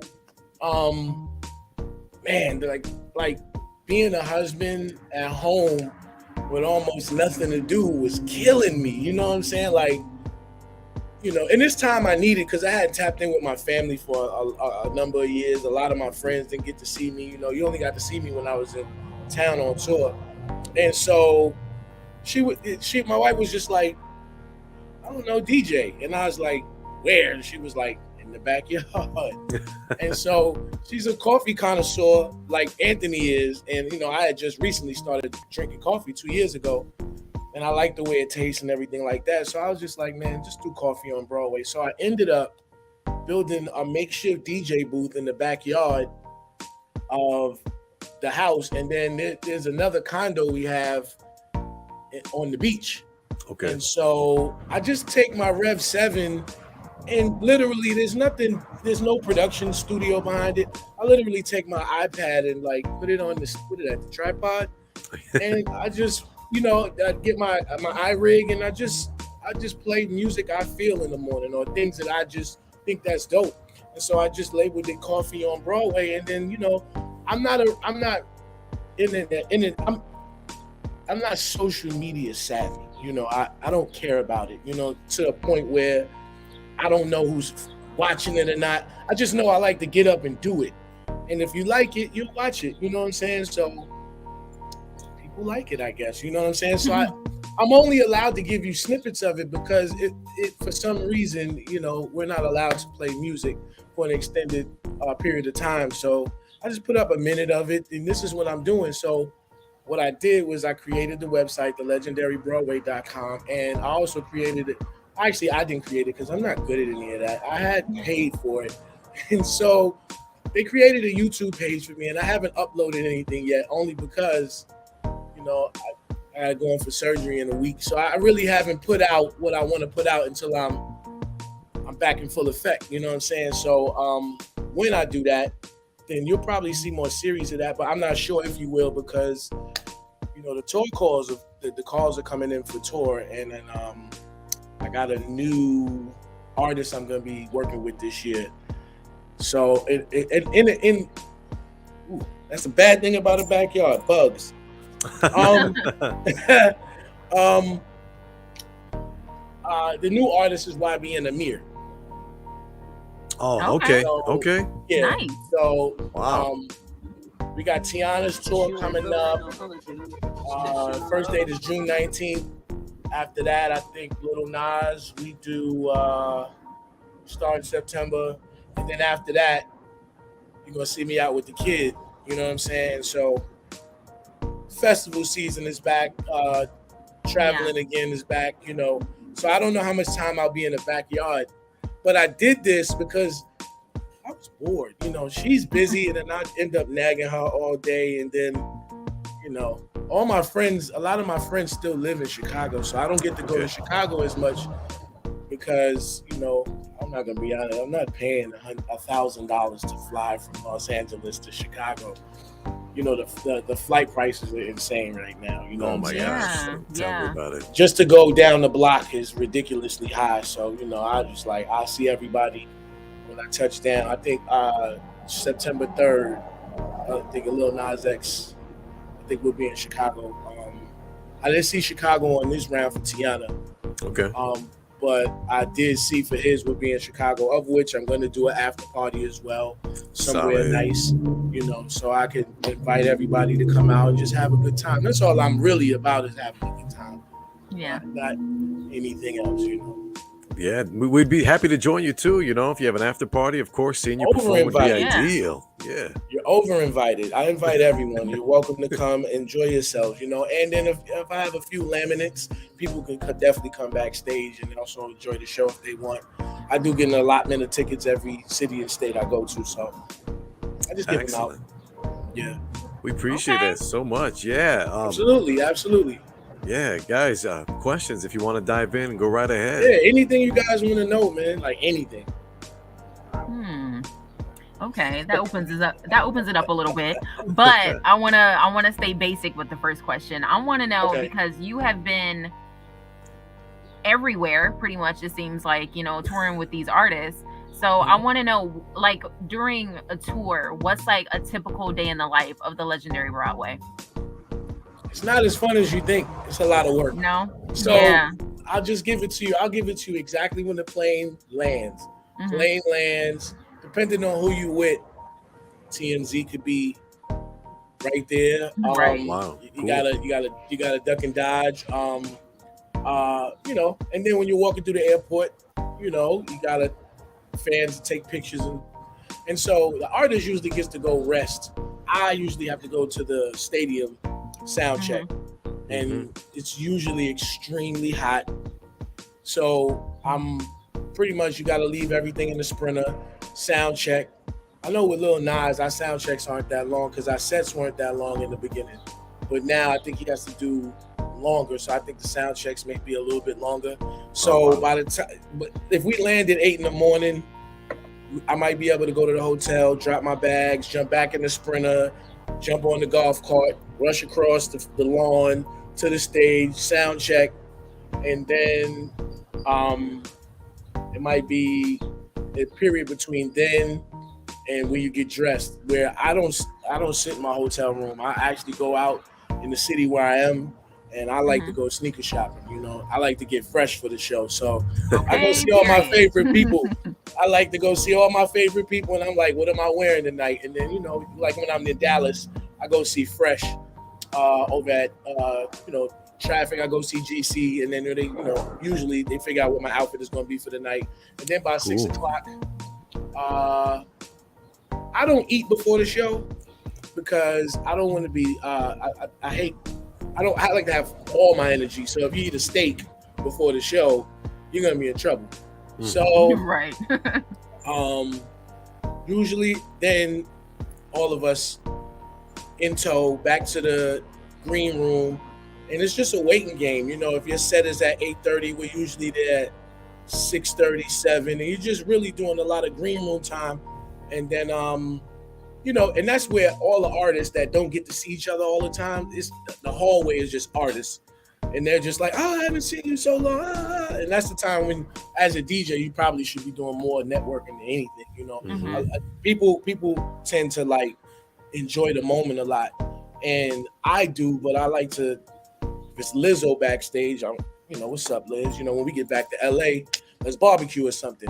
You know, this is how you keep those relationships fresh, new, whatever. Right. And depending on what artist you with, you end up meeting some of the most influential people in the world backstage. And so usually, and then maybe 30 minutes before I go on, I'm just backstage pacing, because those crowds are huge and they're ready to go.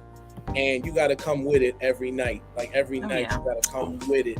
So, you know, usually I take a little swig of something nice, loosen up the ligaments, you know what I'm saying? The next thing you know, lights are low, and it's your world, and it's, you either make it or you don't make it, you know what I'm saying? So I've made it on my shows, so I'm thankful for that. There you go. Yeah. Yeah, that's amazing. I love that. How did you get your name, the Legendary Broadway? It started from street. If people know me in Chicago, it's Streety or Streets. So when I used to work for Koch Records, like in 2004 to 2006, I was putting up poster boards and stuff like that. And I used to be in the club servicing the DJs at night with the records from Koch Records. And people were just like, you're always in the streets. And that's how I got the name Streety. And so when I moved to Chicago, I changed it to That's Broadway because I'm a Jets fan.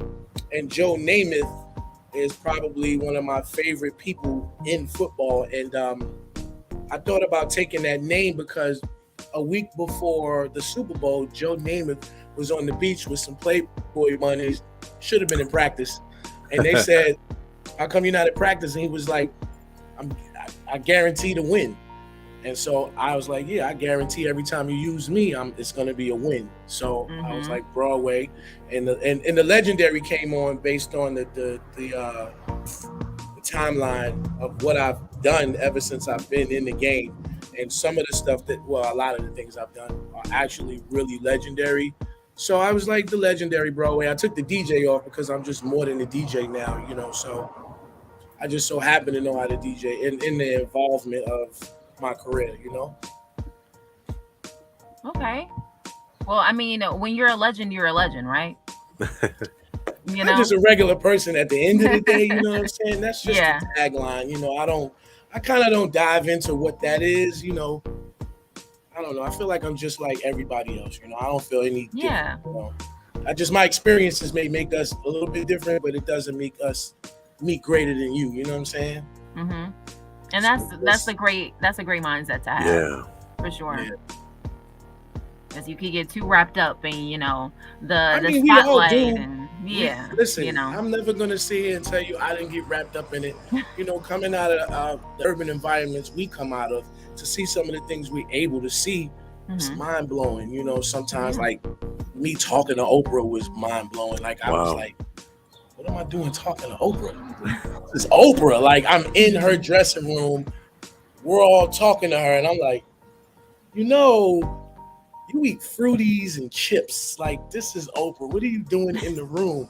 So I never look at it like I'm Broadway, I should be here. I still look at everybody like, wow. You know what I'm saying? For sure. Mm-hmm. I'm still a fan of the game. That's great. It sounds like you're a student, so that could lead me to my next question. How often do you practice per week or per day? I mean, every day to get out of my wife's hair. What a good guy. Because, man, like the pandemic slowed a lot of things down in LA. Like when I moved out here originally in 2016, it jumped off crazy for me, you know. And coming back to LA, man, a lot that was here isn't here anymore. The same people aren't here.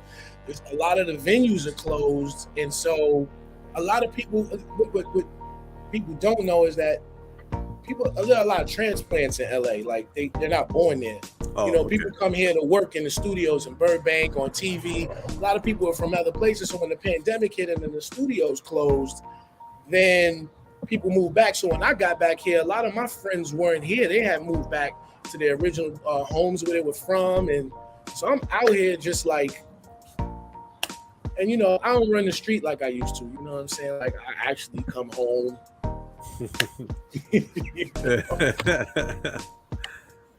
Yeah, I'm home now, man. Yeah, and so it sounds like to me too, along with during the pandemic, you were able to pretty much create something out of nothing, you know. And we definitely love seeing that, you know, entrepreneurs and thinking more ahead. One of my last few questions before I pass it on to Jarrell is, how does one become a tour DJ? I mean, you mentioned relationships before and networking. How do you go about that? You have to availability one, and then you have to constantly show people what's on the menu. So just like I'm doing now, you know, like every day I might put up a minute of what I'm doing in the backyard, just so you can know, hey man, I'm still good at this, like exceptionally good at it. And if you like to use me, then that's a conversation. But if I didn't show what I could do, people would still be in the dark, because you really don't know what a tour DJ does. A lot of people don't know. There's maybe, depending on the artist you're with, it'll like with Teyana, I actually have to put on my own show before Teyana comes out. So that's where DJing comes in, and then actually hosting. With Nas, it's more so I'm a part of his show versus I get to do more Broadway on the show. So I'm more so part of a band in his show, you know what I'm saying? With Danny, it was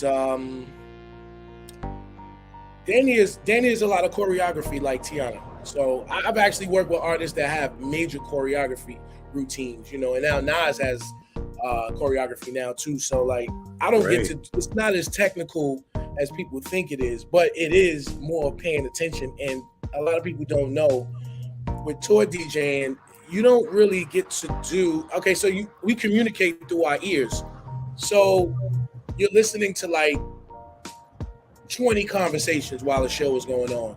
So along with paying attention to the music and then places you're supposed to be standing, sitting, you know, I'll give you a funny story. I was doing Summer Jam 2019 in New York, and I missed the cue, and the pyro burned me.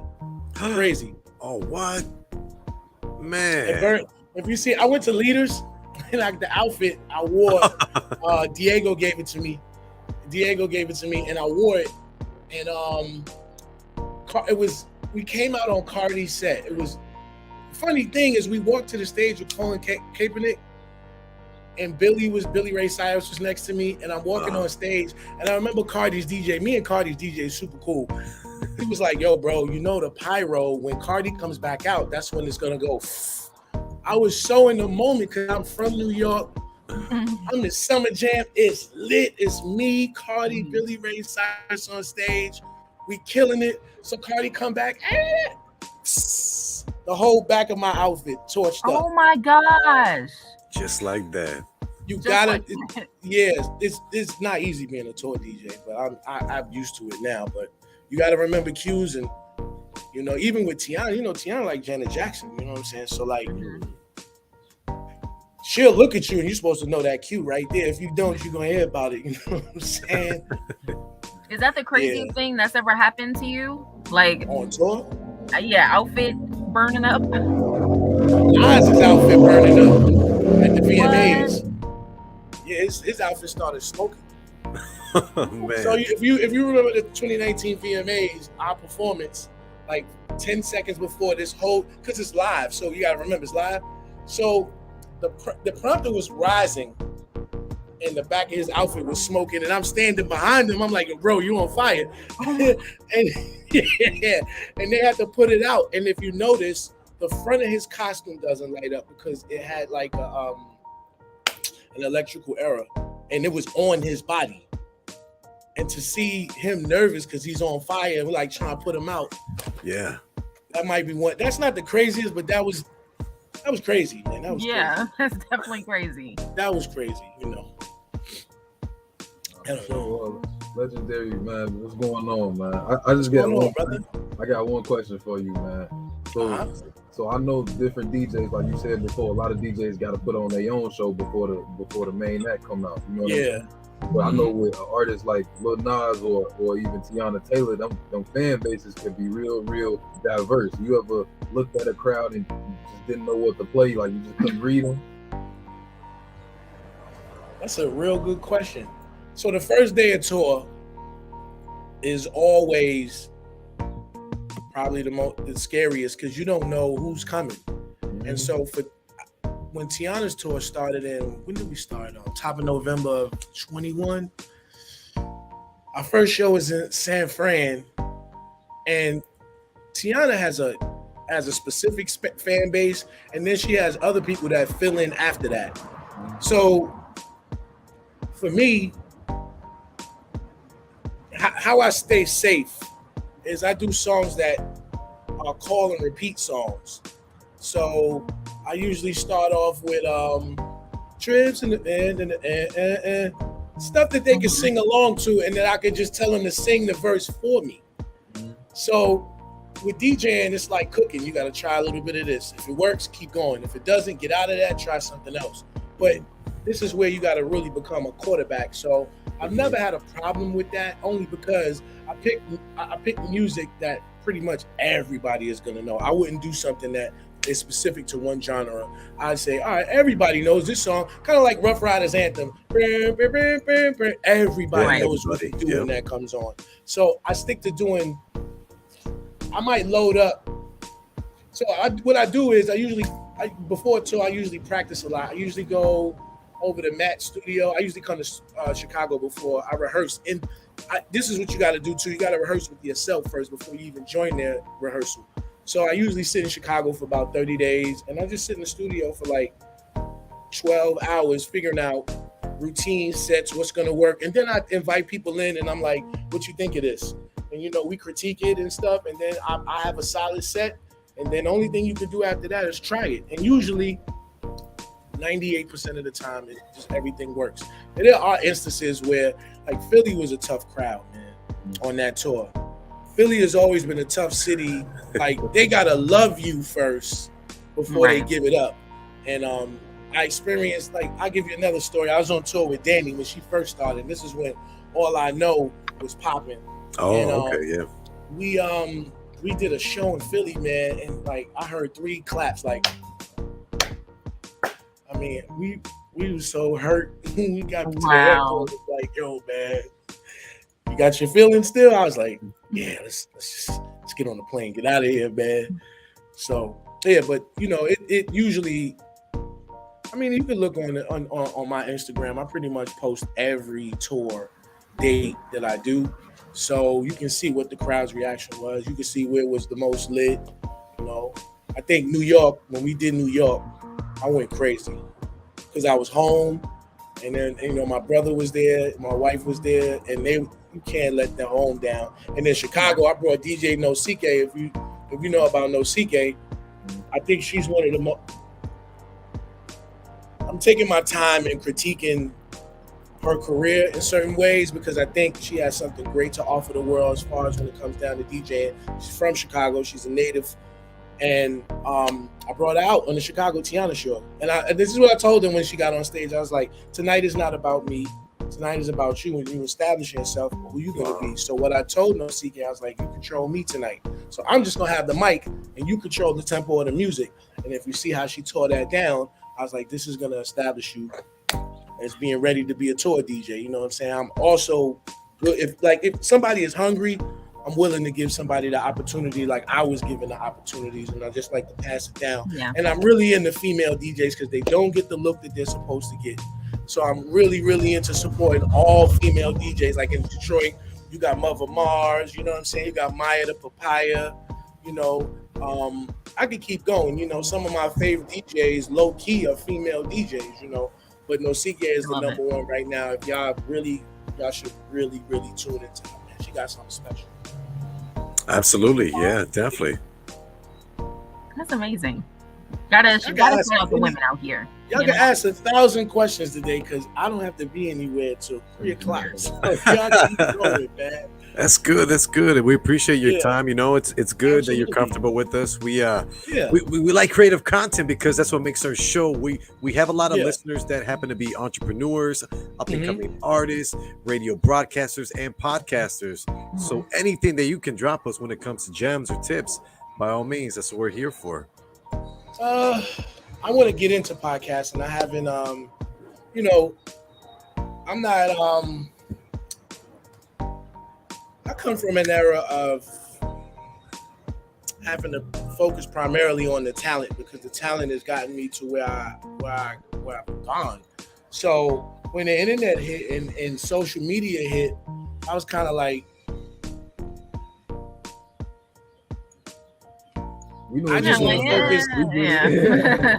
Like it's difficult for me to understand there's a group of people on the other end of that phone watching me.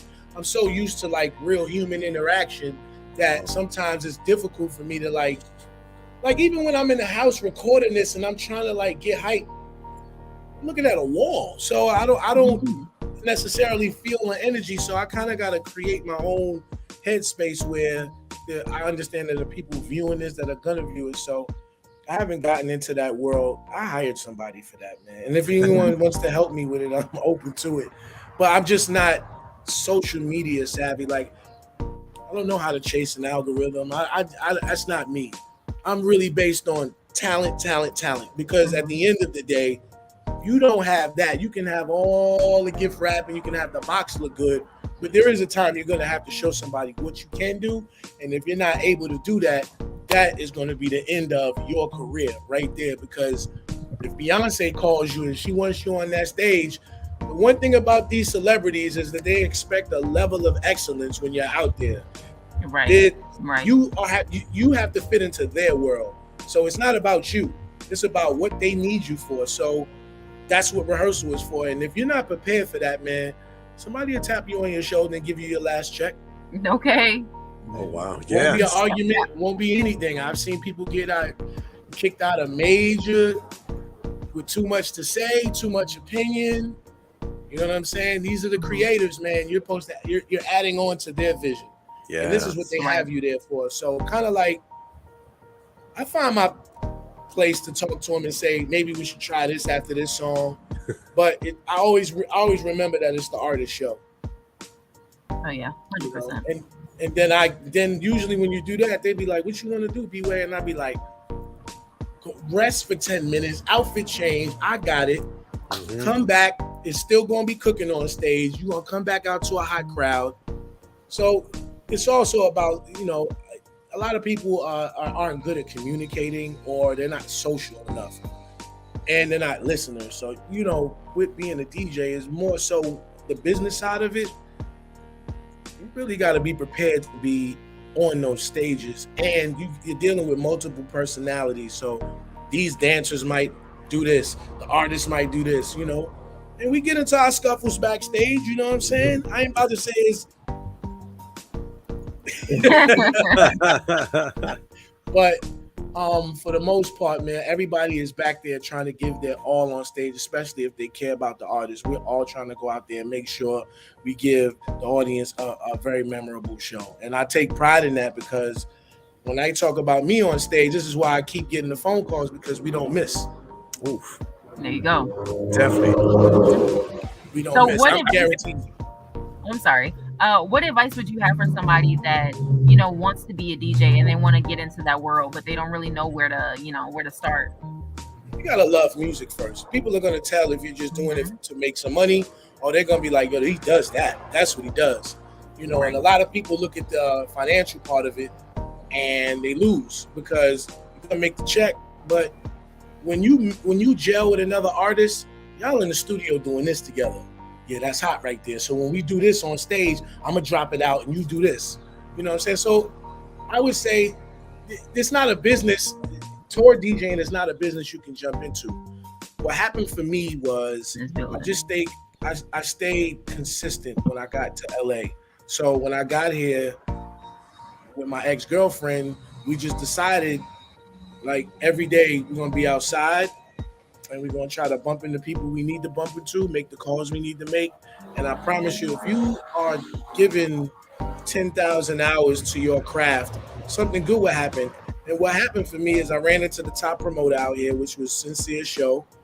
And, brothers of mine, which are the interns, they were already out here. They were producing. They had did Ass Big Sean, Birthday Cake Rihanna. Yeah. And they also did Anaconda for Nicki Minaj. And those are my brothers, 2 O'Clock and Marcos Palacios, which you better know him as Professor Cosign. And those two guys really Cosign, sitting in the studio with him every day. I was able to hone my craft as a DJ. And then in his studio, or their studio, talent was walking in. Michael B. Jordan come in, Sterling come in, Nice. And so I would bump into people, and then because I knew them, they would refer me for other things. And then Two became the SVP of Def Jam Records. You know what I'm saying? So when that happened, he had Danny Lay in the 6-shooter. He was like, let's go. And that turned out well. And then I got a call from Dave Chappelle's DJ Trauma, which was my guy. He couldn't do something in New York, and it was paying like $3,000 for one day. So I was like, bet, I'll go do it. I didn't know it was Lil Nas X's first time appearing on TV. So we had to do Deezus and Mero on Showtime. And so we got back to, that was my first time on Showtime. Oh wow. So we got back to LA from New York, and Nas's management called me, and he was like, Nas wants to keep you. And so I stayed with him. And then so at that time, Old Town Road was just here, and then I got to ride down Magic Carpet Ride with him. Like everything he did, I was there. Wow. So like crazy, like meeting Jeff Bezos, to Oprah, to Ellen, to going to Paris together, to going to, man, we did a lot, and then the Grammys, we took 3 that year. Man, we were just everywhere. And then, his friends at the time, because everybody loved him, Rihanna, we bump into everybody. And so I'm sitting there with him. So this is how my celebrity friends list went up, So that happened. And crazy, man. It just, next thing you know, they was like, everybody got to stay home. And that, we were planning a world tour. No. I'm gonna tell you this crazy story. I was in Mexico DJing, and I got a call from management. We were supposed to perform with Miley in Amsterdam, and I'm on the plane, and the pandemic hit. I think COVID. Tom Hanks got it because he was in Amsterdam at the time. So Miley was like, "I'm not doing the show." Tom Hanks got it, And so I'm on the plane and I'm watching my emails and it's saying, I got a new flight canceled, new flight canceled. And so I didn't know what was happening because nobody knew we were gonna have to stay home for 2 years. And man, it was really depressing because he hadn't turned 21 yet. We were supposed to do something big for him when he turned 21. We were in the house, and so only thing that I did when it first hit is I saw that flights were $20. So quietly, I flew everywhere for a year. I was just buying flights just so I wasn't home bored. So I was in Vegas when nobody was outside, and I was DJing at a marijuana dispensary called Jardine at the time. I still had some sponsorship deals, but it was real. It was tough. It was. But this is the being a DJ. One thing that Jay Ellis says, he said, "Don't spend all your money. Don't spend it all." So true. Because rainy day, luckily I didn't. You know what I'm saying? But I know a lot of people start going to Barney's every city. It adds up, man. And anything, and then that's another thing. Anything can happen on these tours. Artists can switch up and say they can change their mind tomorrow and say, I want to go with a 3-piece band. You know what I'm saying? So you got to be on point. You got to have good relationships. And every artist I kind of work with, we have a brother-sister relationship, brother-brother relationship. It's more than DJing. I'm older than them, you know what I'm saying? So a lot of them are in their 20s, and, sometimes they end up like, yo, Unc, and I'm just like, yeah, we shouldn't do that tonight because we got to be up for radio 6:30 in the morning, which means we really need to be up at 5. So I become a den mother somewhat, but I'm like positive, I'm not into like what you think I could be into. I already had my fun and era of going crazy, so now I'm kind of like the, what do you call that? The guardian on the road. If their mom and dad, most of the moms and dads can't make it on tour. So usually I'm the eyes and ears for the parents to make sure, like, is my son eating? Is my daughter okay out there? And I play a lot of roles on the road. This is why they also use me, because I got a level head, I love that. Yeah, with your level of experience too, you're bound to wear many hats, especially on tour, being a wise person for advice, let alone, like you said before, a guardian and whatnot. But it's great. We like to play a quick game here on the Midday Live Show, Broadway, and we call it Over and Under. Okay. I give you a list of 5 items. You tell me whether you think they're overrated or if they're underrated. But why? This could be a dangerous game. Right ahead. We're gonna try to keep it PG then, okay? Okay, you can do what you want. We here. Oh, all right. Here we do go. It all. We might have to go there. All right. Number 1. Let's go. Deep dish pizza. Do you think it's overrated or is it underrated, and why? It's really good. I don't. I'm a pizza guy, so as you've been seeing on the internet with YK Osiris and Herbo, that they've been debating between New York and Chicago pizza, and I'm from New York, and Chicago definitely my second home, and I will say Chicago pizza trumps New York pizza, but nothing is better. That slice we have in New York that you fold in half, it's just legendary. But it is. I got Chicago is home run in, Italian Fiesta. It goes. So I would say I don't get deep dish pizza, and I like the fact that y'all put the pepperoni inside, so I can dig that. So I would say, deep dish, it got to be a cool day. But I've never had pizza that's like a cake, so I thought, with Lou Malnati's, I think they got a real good deep dish. You know what I'm saying? I like them a lot, man. So yeah. Wow, you're well-traveled, Broadway. This is cool. You got such such a broad view on things. Broadway, broad view. Yeah. Makes sense. What do you think about Bitcoin? Number 2, is it overrated or is Bitcoin underrated, and why? I would like to see more tangible income. Like a lot of those schemes online, I hate to I shouldn't have called it a scheme. I just think a lot of those things, you go on YouTube. Here's the thing. I was trying to set up, what do you call that? Is it Bitcoin? Yeah, it's Bitcoin. A wallet? Yeah, you get a wallet. So yeah, okay. So I'm like, I really sat and watched YouTube, and I'm like, so this is gas? Confusing to the 90th power. So I'm just like, how does anybody truly? I want to see a bank statement where somebody is like, yo, I'm looking at $3,000 a month income, and it's always like a windy road to get to the truth. So I would say I'm not sold on it yet until I can really see tangible means of income from it. Oh yeah, that's real. Well, that's a solid answer. I agree. What do you guys think? I think that's real. As you said, super solid. I mean, tangible money. It's like, I don't know, the Bitcoin thing, I still don't like completely understand. Like, I have not really gotten into it like that, because it's just like, with money, I don't play when it comes to money. So I'm like, I need to know exactly what's going on. Yes. And yeah, maybe I just need to do more research, you know. Like, I just still don't know how to sell an NFT. Like, yeah, I don't know how. Yeah. And I have pictures galore. Like, my scrapbook is incredible. I think I got pictures with everybody, right? And so they're like, you can sell these. And I'm like, who's going to be interested in enough to buy my picture? They never tell you. Yeah, but where is this group of people, and how do I get it to them so they can see that this is something to buy? See, these are the in-betweens that aren't explained. Right. You know what I'm saying? And until I have that, that's when I'll probably go on and get into it.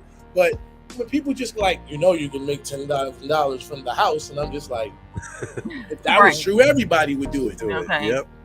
So I just like to see more. I wouldn't say over or under on it. I'm not signed on to many things until I can really see what's real and not real.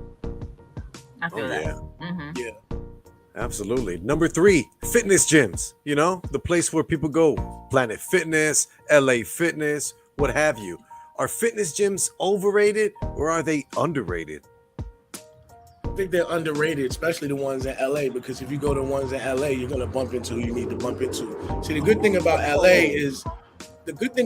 is everybody has to coexist with each other. You know what I'm saying? So people that live in the hills make a lot of money, and then the people that may not make as much money as them, everybody has to go to get groceries from somewhere, and that grocery store is possibly on Ventura Boulevard. Look at that. If you work out at the gym, you might see anybody working out in the gym. And so if you're smart and know how to play the game, not on the first day and he doesn't know you, but if he's seen you a couple of times at the gym, you might say, hey, Michael B. Jordan, here's a script that I was thinking about. And not all the time, but if your God moment is there, it happens. You know what I'm saying? And that's the benefit of being in the land right here, because everybody has to coexist, just like the nightclubs. Artists don't get paid necessarily to come out. You know how you would go to like maybe Detroit and they say, well, the baby is going to be here and you're going to give him $50,000 to host this club. In LA, everybody's got to come outside and party in the same club. So people show up in their pajamas to clubs because we all live here. So in those moments, that's why people come here, because the opportunity may be that everything is a if. And some people capitalize on the if. And so if your God moment is your God moment, you end up sitting at a restaurant with the person you need to see. Bang, there goes the connection. There goes the next step to your life. And that's the whole thing about LA. And, I would say half of the people make it and other people, don't make it. But you have to be diligent. And, timing is everything. You can be the most prepared person in the world, but it's just your moment has to be your moment. And that's what happened to me. I was just prepared when the moment arrived. Yeah. Boom. And then it worked out for me. You know what I'm saying? Mm-hmm. Man, you're selling me on LA, right? He's making LA sound like the place to be. Chicago is the place to be. Thank you for that. We appreciate that. Chicago is the place to be. I've been trying to get back for the last 2 weeks, but something always jumps in the way. I don't advertise when I'm in Chicago. I just come and I go. If you see me in the street, you see me in the street. And man, there's so many pockets. Like I end up over in Society with my brother Bobby. Might end up with Dave Jeff. I might end up. What do I eat? Pasta bowl. I destroy pasta bowl when I'm in town. I got the chicken Alfredo, and there's my peoples over there with the pump. They line me up.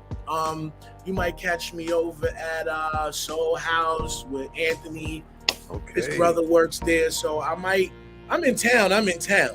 Yeah. But I'm usually in the studio. Well, let's add on to that next time. You make it to Chicago. We'll be here. Let's do a little I'll come session by for sure. Take it to the iHeartRadio, or all three of us. I used to work there. What? So 103.7. If you remember the Dance Floor Junkies, it was me and DJ Jem, and we threw those parties on North Avenue Beach in the summertime. I think I remember those parties too, though. Yeah, we had the biggest beach party in Chicago for from 2010 to 2016, and that was 103.5? Kiss FM. Kiss Oh, FM. Period. Yeah. And then you gotta, so I've already been at iHeart, and then you gotta realize my friends, Timbuktu. Rest in peace.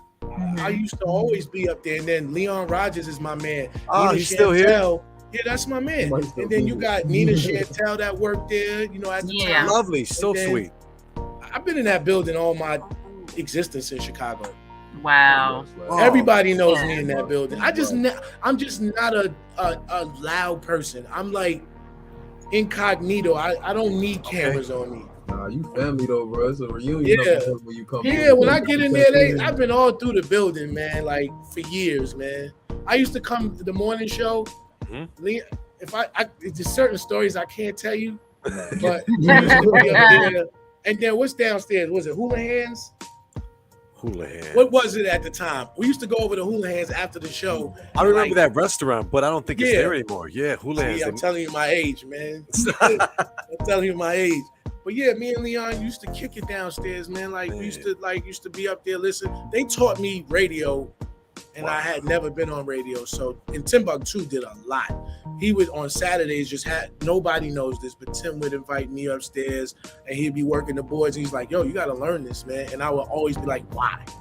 And then I never took the opportunity to Tim used to really before. There's a trilogy story to me and his existence in Chicago that I haven't talked about yet. I was gonna wait for my book to do. Okay. But Timbuktu was he was instrumental in my growth in Chicago DJ wise, because a Magic Johnson needs a Larry Bird. You know what I'm saying? He challenged me in a lot of ways that nobody else did.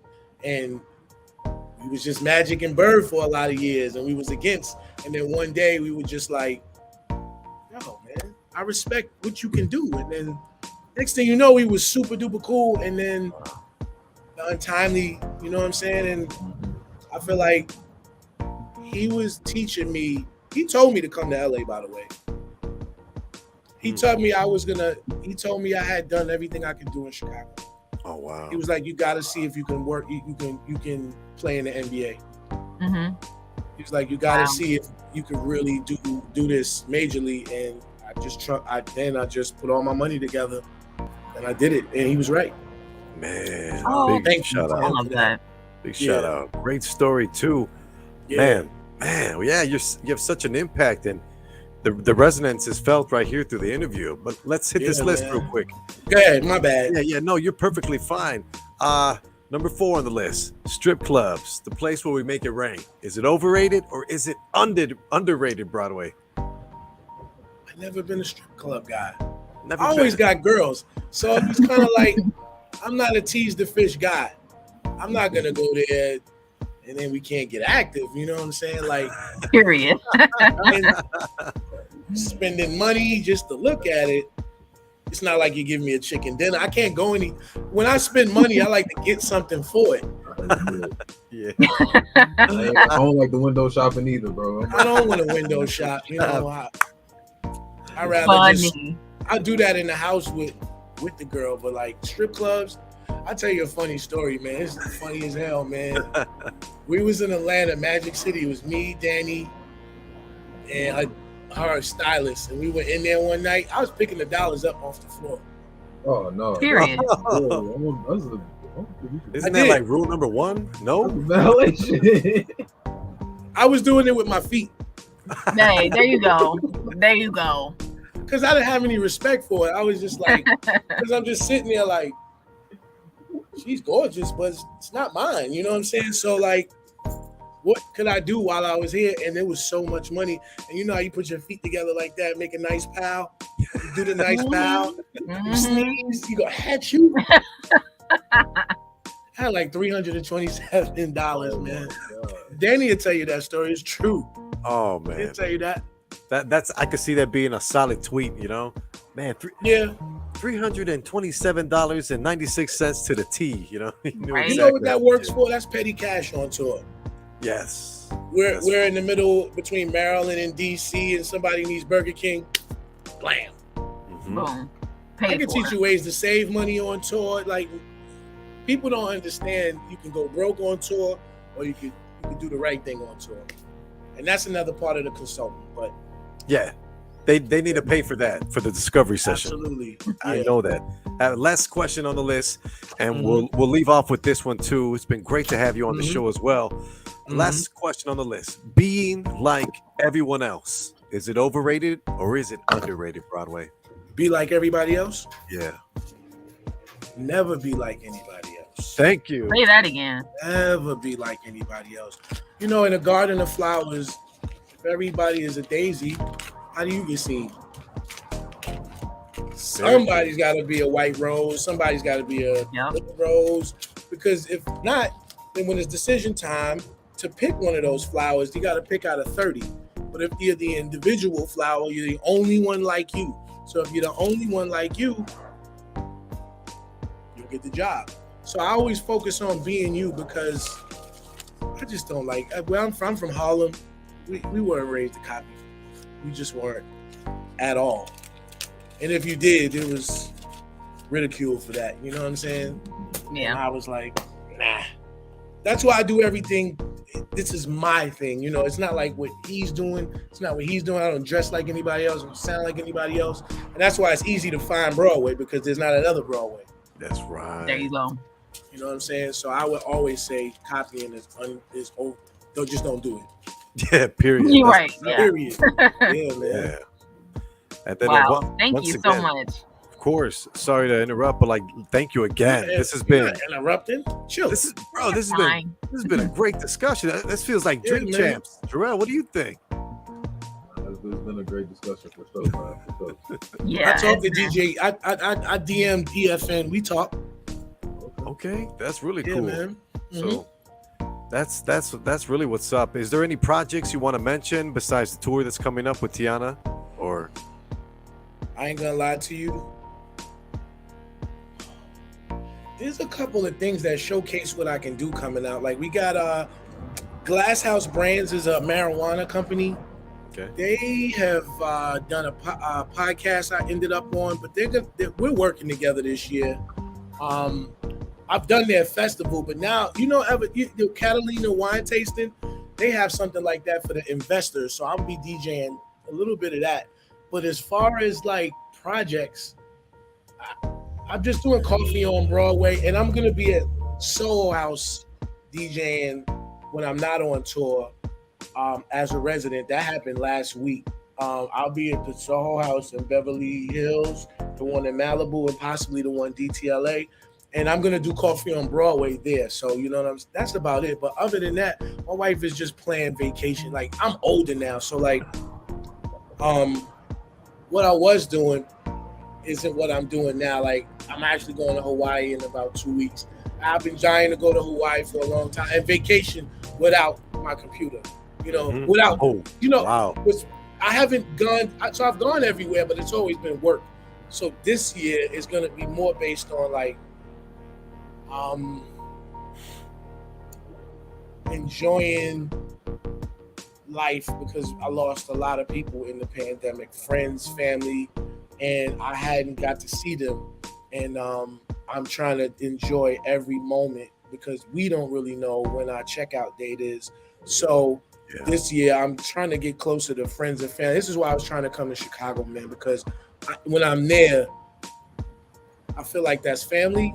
And there's nothing in the world like a summer in Chicago, man. Just and I'm praying for like a safe summer, for everybody, and because I know the city, when it's up and it's having fun, it's the place to be, and I I've enjoyed so many summers in Chicago, and I've met so many incredible people in Chicago, life-changing people that, yo, man, I really wanted to get back to that feel, like, yo, we outside, we fresh, and the food is phenomenal. So okay.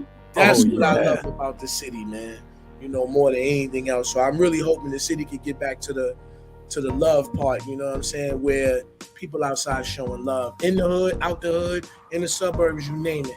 I wanted to get back to like that feel, you know, like when you was outside Chicago 2012, 13, that vibe was incredible. Like nightlife was like no other. It was competitive with the world. And it built me as a DJ. It really, Chicago made me a better DJ because the DJs there are very technical, and it's more so about being a blacksmith at the craft itself. And I would say the Chicago DJs are some of the best DJs in the entire world. And I was able to roll with them and learn some things, and then take their talent, add it to mine, and then go as far as I went. And still going. Yeah, still going strong. Yeah. Thank you, Broadway. Round of applause. Thank you. Absolutely, man. Anytime. Great energy. Yeah, man. Yeah, Appreciate don't be a you so much. stranger. We want to thank you again. And of course, we'll get you some clips. I'll send them to you as soon as I can via email. Okay, I'm here. Post and do what you need to do with that, okay? No doubt, man. I really appreciate talking to you guys this morning, man. Thank you. I needed this one. You. This one felt good. Anytime, man. I hit you guys when I'm in town too, definitely. So you gotta stop by, man. Come through. I will, man. Indeed. Great. Thank you so much. Have a great rest of your day. Make sure to enjoy them vibes out there because it look nice. Oh, it is, man. I'm just chilling, man. I see me drinking water, cooling out. That's right. There you go. Awesome. And that was Legendary Broadway. Yeah, that was the Legendary Broadway. Legendary Broadway. Yeah. We call him Broadway for short, or B-Way, right? B-Way, yeah. I like that. Yeah. Wow. I don't know. That was a great, I needed that. I learned so much in such a short period of time. Yeah, it's like, especially, he talking about that DJ stuff. I mean, that's right up your alley. Yeah, but it's what I do. It's my biggest problem is I teeter-totter. I go radio broadcasting, promotional marketing to DJ, and I teeter-totter. I go back and forth. If I were to just hone in on one, I think I'd demolish it. But he's reminding me that there's still possibilities, and there's still chances, and there's still time, and so refreshing. There's always time, and when you're talented, as he said, that's the main thing. You can, have the rapping, you can be the icing on top of the cake, but the vanilla icing, the actual cake itself, you got that sponge. It got to be just right. The talent got to be there, and you have it, and I have it. And you got it. Yeah. That's what it is. That's what it's gonna be, and that's why we continue to succeed. We do, and we're going to continue to succeed. Thank you again, guys, for tuning in. I think, yes, Jazz, if you're up for it, you should wrap us up with a nice final word if you can. Okay, yeah, I actually do have something. I can leave you guys with this. Well, I definitely want to say thank you to the Legendary Broadway. Thank you to Danny Royce for joining us today. Thank you for all of our new and old listeners for tuning in, as always, for episode 29. If you missed it, don't forget the episode will be up and available on all platforms right after this ends. You don't have to wait. And make sure to follow us on all social media platforms to keep up with what we're doing at the Midday Live Show. And my final word is a quote from Greg Anderson. He says, "Focus on the journey, not the destination. Joy is found not in finishing an activity, but in doing it." Period. You don't even have to say anything else after that. Period. Do it. Joy is found in the journey. It is. And you guys can join us on this journey too, wherever you get your podcasts, iHeartRadio app, Spotify, the works. Keyword's always going to be the Midday Live Show. And my name is Steve Stylez. And I am Jazzy Fierce. And we up out of here. Period. Y'all have a beautiful weekend, Chicago. Stay safe, stay warm, and stay out of other people's girls' DMs. Don't be like Jarrell. Bye.